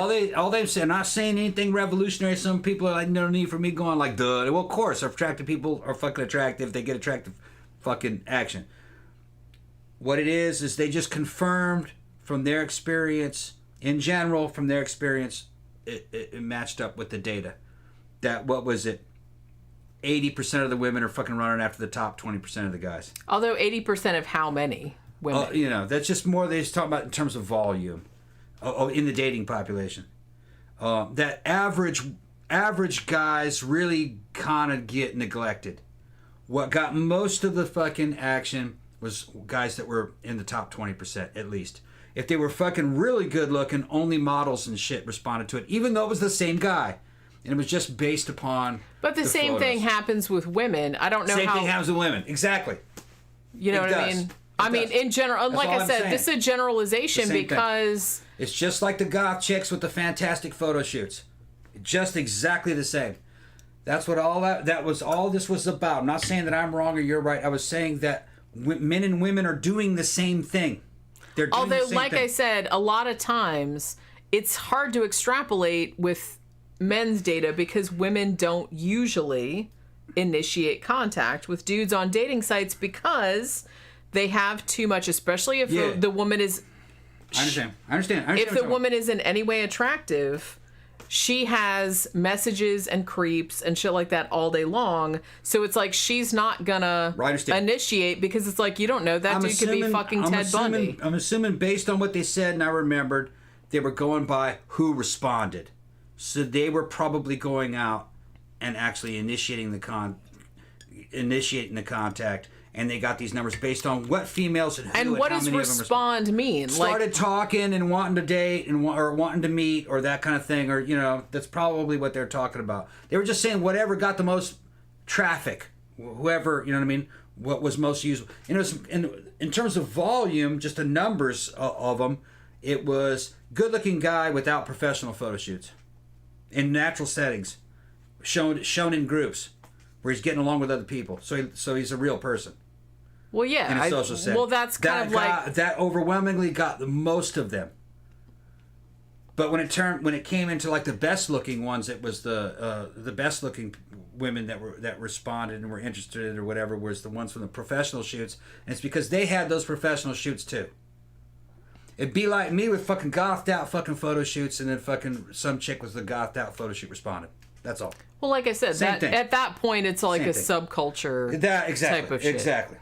So that can't be generalized to the... Of course it can be generalized because what it means is a non-bodybuilder woman is going to look at a bodybuilder guy and go, nah, no thanks.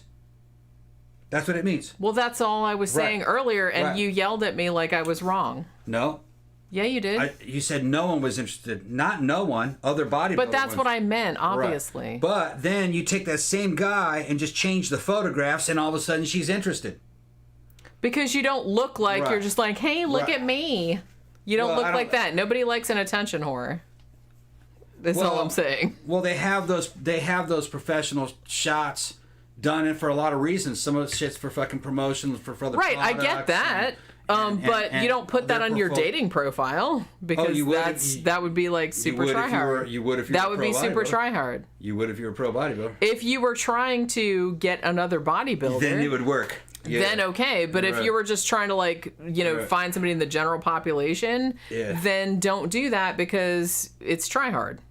And most people would be like, they still liked that guy though. No thanks. They still liked that guy because they responded to that same guy. Because honestly, if I was on a dating site and I saw that, I'd be like, oh, Jesus Christ. Well, I've seen some pretty cool photo shoots of fucking male and female bodybuilders. I could show them to the camera right now. They're not that ridiculous, you know what I mean? Fucking, they have real Art Deco. I didn't say they were ridiculous. I'm just saying that it's like, it's try hard. Looks cool. Just be normal. It's just art. That is normal, though. Because, I'm saying that if you're on a dating site looking for something that you're going to date, and potentially this is like a long-term thing, you want a normal person. You don't want an image. You know what I'm saying? And so that's what I mean by try hard. Well, you're trying to portray this image. This is my professional look. I'm just like all this, whatever it is. It's whether you're like an Instagram model or whatever, it's like you want something that looks like you're a normal person because that's who you're going to be dating. You're not going to be dating a picture of that person. If you put up there, I'm kind of, whatever. if you put up a profile saying, look, my name is fucking something or other, I'm an IFBB fucking pro bodybuilder, and this is me, and this is what I do, and blah, blah, blah, and I'm looking, and I'm looking for a special woman, and here's me and this. I don't think that's try hard at all, because that's who that dude is. It'd be like saying I'm a professional race car driver and this and that. Well, no, but and, you know what did I just say? I just said if that's the market that you're targeting, that is who you. That's who responds. But if you're trying to, if you're trying to market yourself to like a wider audience, you're just looking for somebody that isn't a bodybuilder or isn't like their whole life isn't revolving around that. I don't know. What do you guys think? What do you guys think? Then I wouldn't advise it. To me, it's all circular. Because, like I said, it's all circular logic. Because, like I said, it's kind of like it's almost kind of like putting up here's photos of me at work, but that's like all you're putting up. It's just kind of one. It seems try hard, and two, it's just kind of like I'm not seeing you as a normal person. Like, where's the photos of you like hanging out with your friends or just like doing normal shit, which is what you would do if you were dating that person. So I kind of feel like if you're making a dating profile, that's not the same thing as doing like an Instagram shit. You know what I'm saying? Those are two different things. A top echelon goth chick. It's a different audience. A top echelon goth chick on a fucking dating site, if she were to go on one, would put her fucking photo shoot photos up there. Because that's the one that they put up on Facebook. That's what they would put there. It's a double standard. It's not though, because like I said, it's also annoying when chicks do that. Yeah. Because it's like, look, I know you don't look like that, really. Yeah. So but there's whole profiles. And I'm not saying that you have to put up like photos of yourself looking like shit, like, oh hey, I just got out of bed. I'm not saying that. Everybody wants to put their best foot forward. I get that. You don't have to put up like photos of yourself. Hey, look, I have the flu. Yeah, Tina's got it right. People need to get off their asses and meet people the old-fashioned way. Enough of these sites. That's true. That's what I mean, because there's just too much. That's why I don't really like it. You don't. I mean, I don't know. You don't know a person you meet in a bar either. It's like they could be like they could look super good in the bar in the dark when you're drunk, and then you get home and like you have sex with that person, and the next morning you're like, oh, well, okay, well that was a mistake. Yeah, but you know what I mean? No 4s with 10s. That's what I'm saying. Yeah, right. All right. Well, I don't know about you, but I'm getting kind of tired of the show. I'm gonna get something to eat. What is that stuff done? What's that? Oh yeah, it's done. Just gotta heat it back up. What are you gonna do with it? Maybe make some mashed potatoes. Want some mashed potatoes with it, or rice? Fuck rice. I want mashed potatoes. Okay, I can do that. I'm not a big rice fan. You know what I'm saying? Yeah. All right, let's watch a movie. Like what? I don't know. We'll see something. Wait, when we'll find something. It's not. Wait, just turning 9, right? It's not even. It's 8:25. Okay. Did you let Pookie go outside? Yeah, I gotta get her. Brought her. Set her out about 15 minutes ago. Does she have her clothes on? Yep. Okay. Okay. We're so funny. Well, does she have her clothes on? Yeah, we call it fun. It's her collar. Yeah. All right. Well, it's been another good show. Fucking talking with you guys. Shit, we've been on for nearly 3 hours. No, 3 hours and 31 minutes. Yeah. See, she's got to disagree. Actually, 3 hours. All right. 3 hours. Well, no, I'm just telling you. It's right there. How long you've been live? Okay. I know you can't see extra. No, I can't see. I have glasses, man. It's all just blurry. Well, yeah, it is for me too. That's why I wear glasses. Right. He's too vain to wear glasses. No, I put glasses on when I try to read, but that's still too far away. Yeah, 3 hours, 31 minutes, 58 seconds. Actually, now 3 hours and 32 seconds. All right. But yeah, so thanks everybody for hanging out with us on this Wednesday night. This was kind of fun. Yeah. I had a fun show. Yep. What the fuck did we even talk about? Sounds great. What did we talk about the whole time? Fucking bullshit. Come up with a title for me, because I usually do like a title when I first put the stream up, but I'm just like, I don't know what we're gonna talk about, so I just UFOs. Put up dream UFOs. I put tacky aliens over here. Tacky alien dream UFOs. So I have to like come up with like a better title. Tacky aliens. Pretty people versus ugly people. Okay, that's good. That's good. What else? I mean, that'll be good. I think that'll be long enough. So I'll come up with some, because I gotta come up with like some picture to like fucking put on Instagram and some shit. So a fucking Sandra's true form. Sandra's busty, oh my god, okay, wait, busty German true form. I gotta write that down. Sandra's. I'm gonna fucking hand out that girl's porn name, so you guys fucking. I'm gonna hand out Sandra's porn name, so y'all can fucking jerk to it and shit. That's you, Sandra.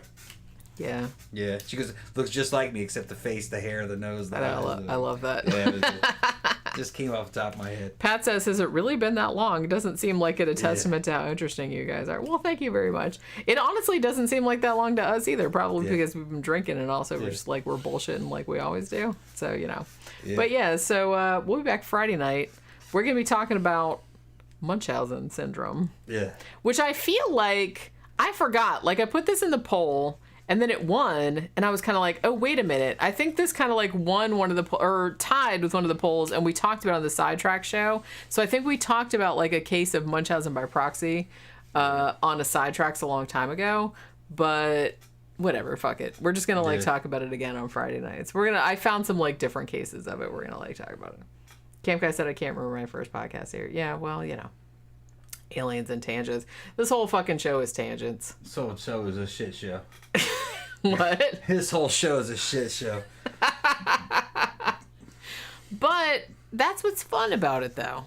It's fun. We're like arguing about. Look at it this way: you and that porn star share 99.99% of fucking the same DNA. See, how do you feel about that? How would Tom look with big giant boobies? I don't know.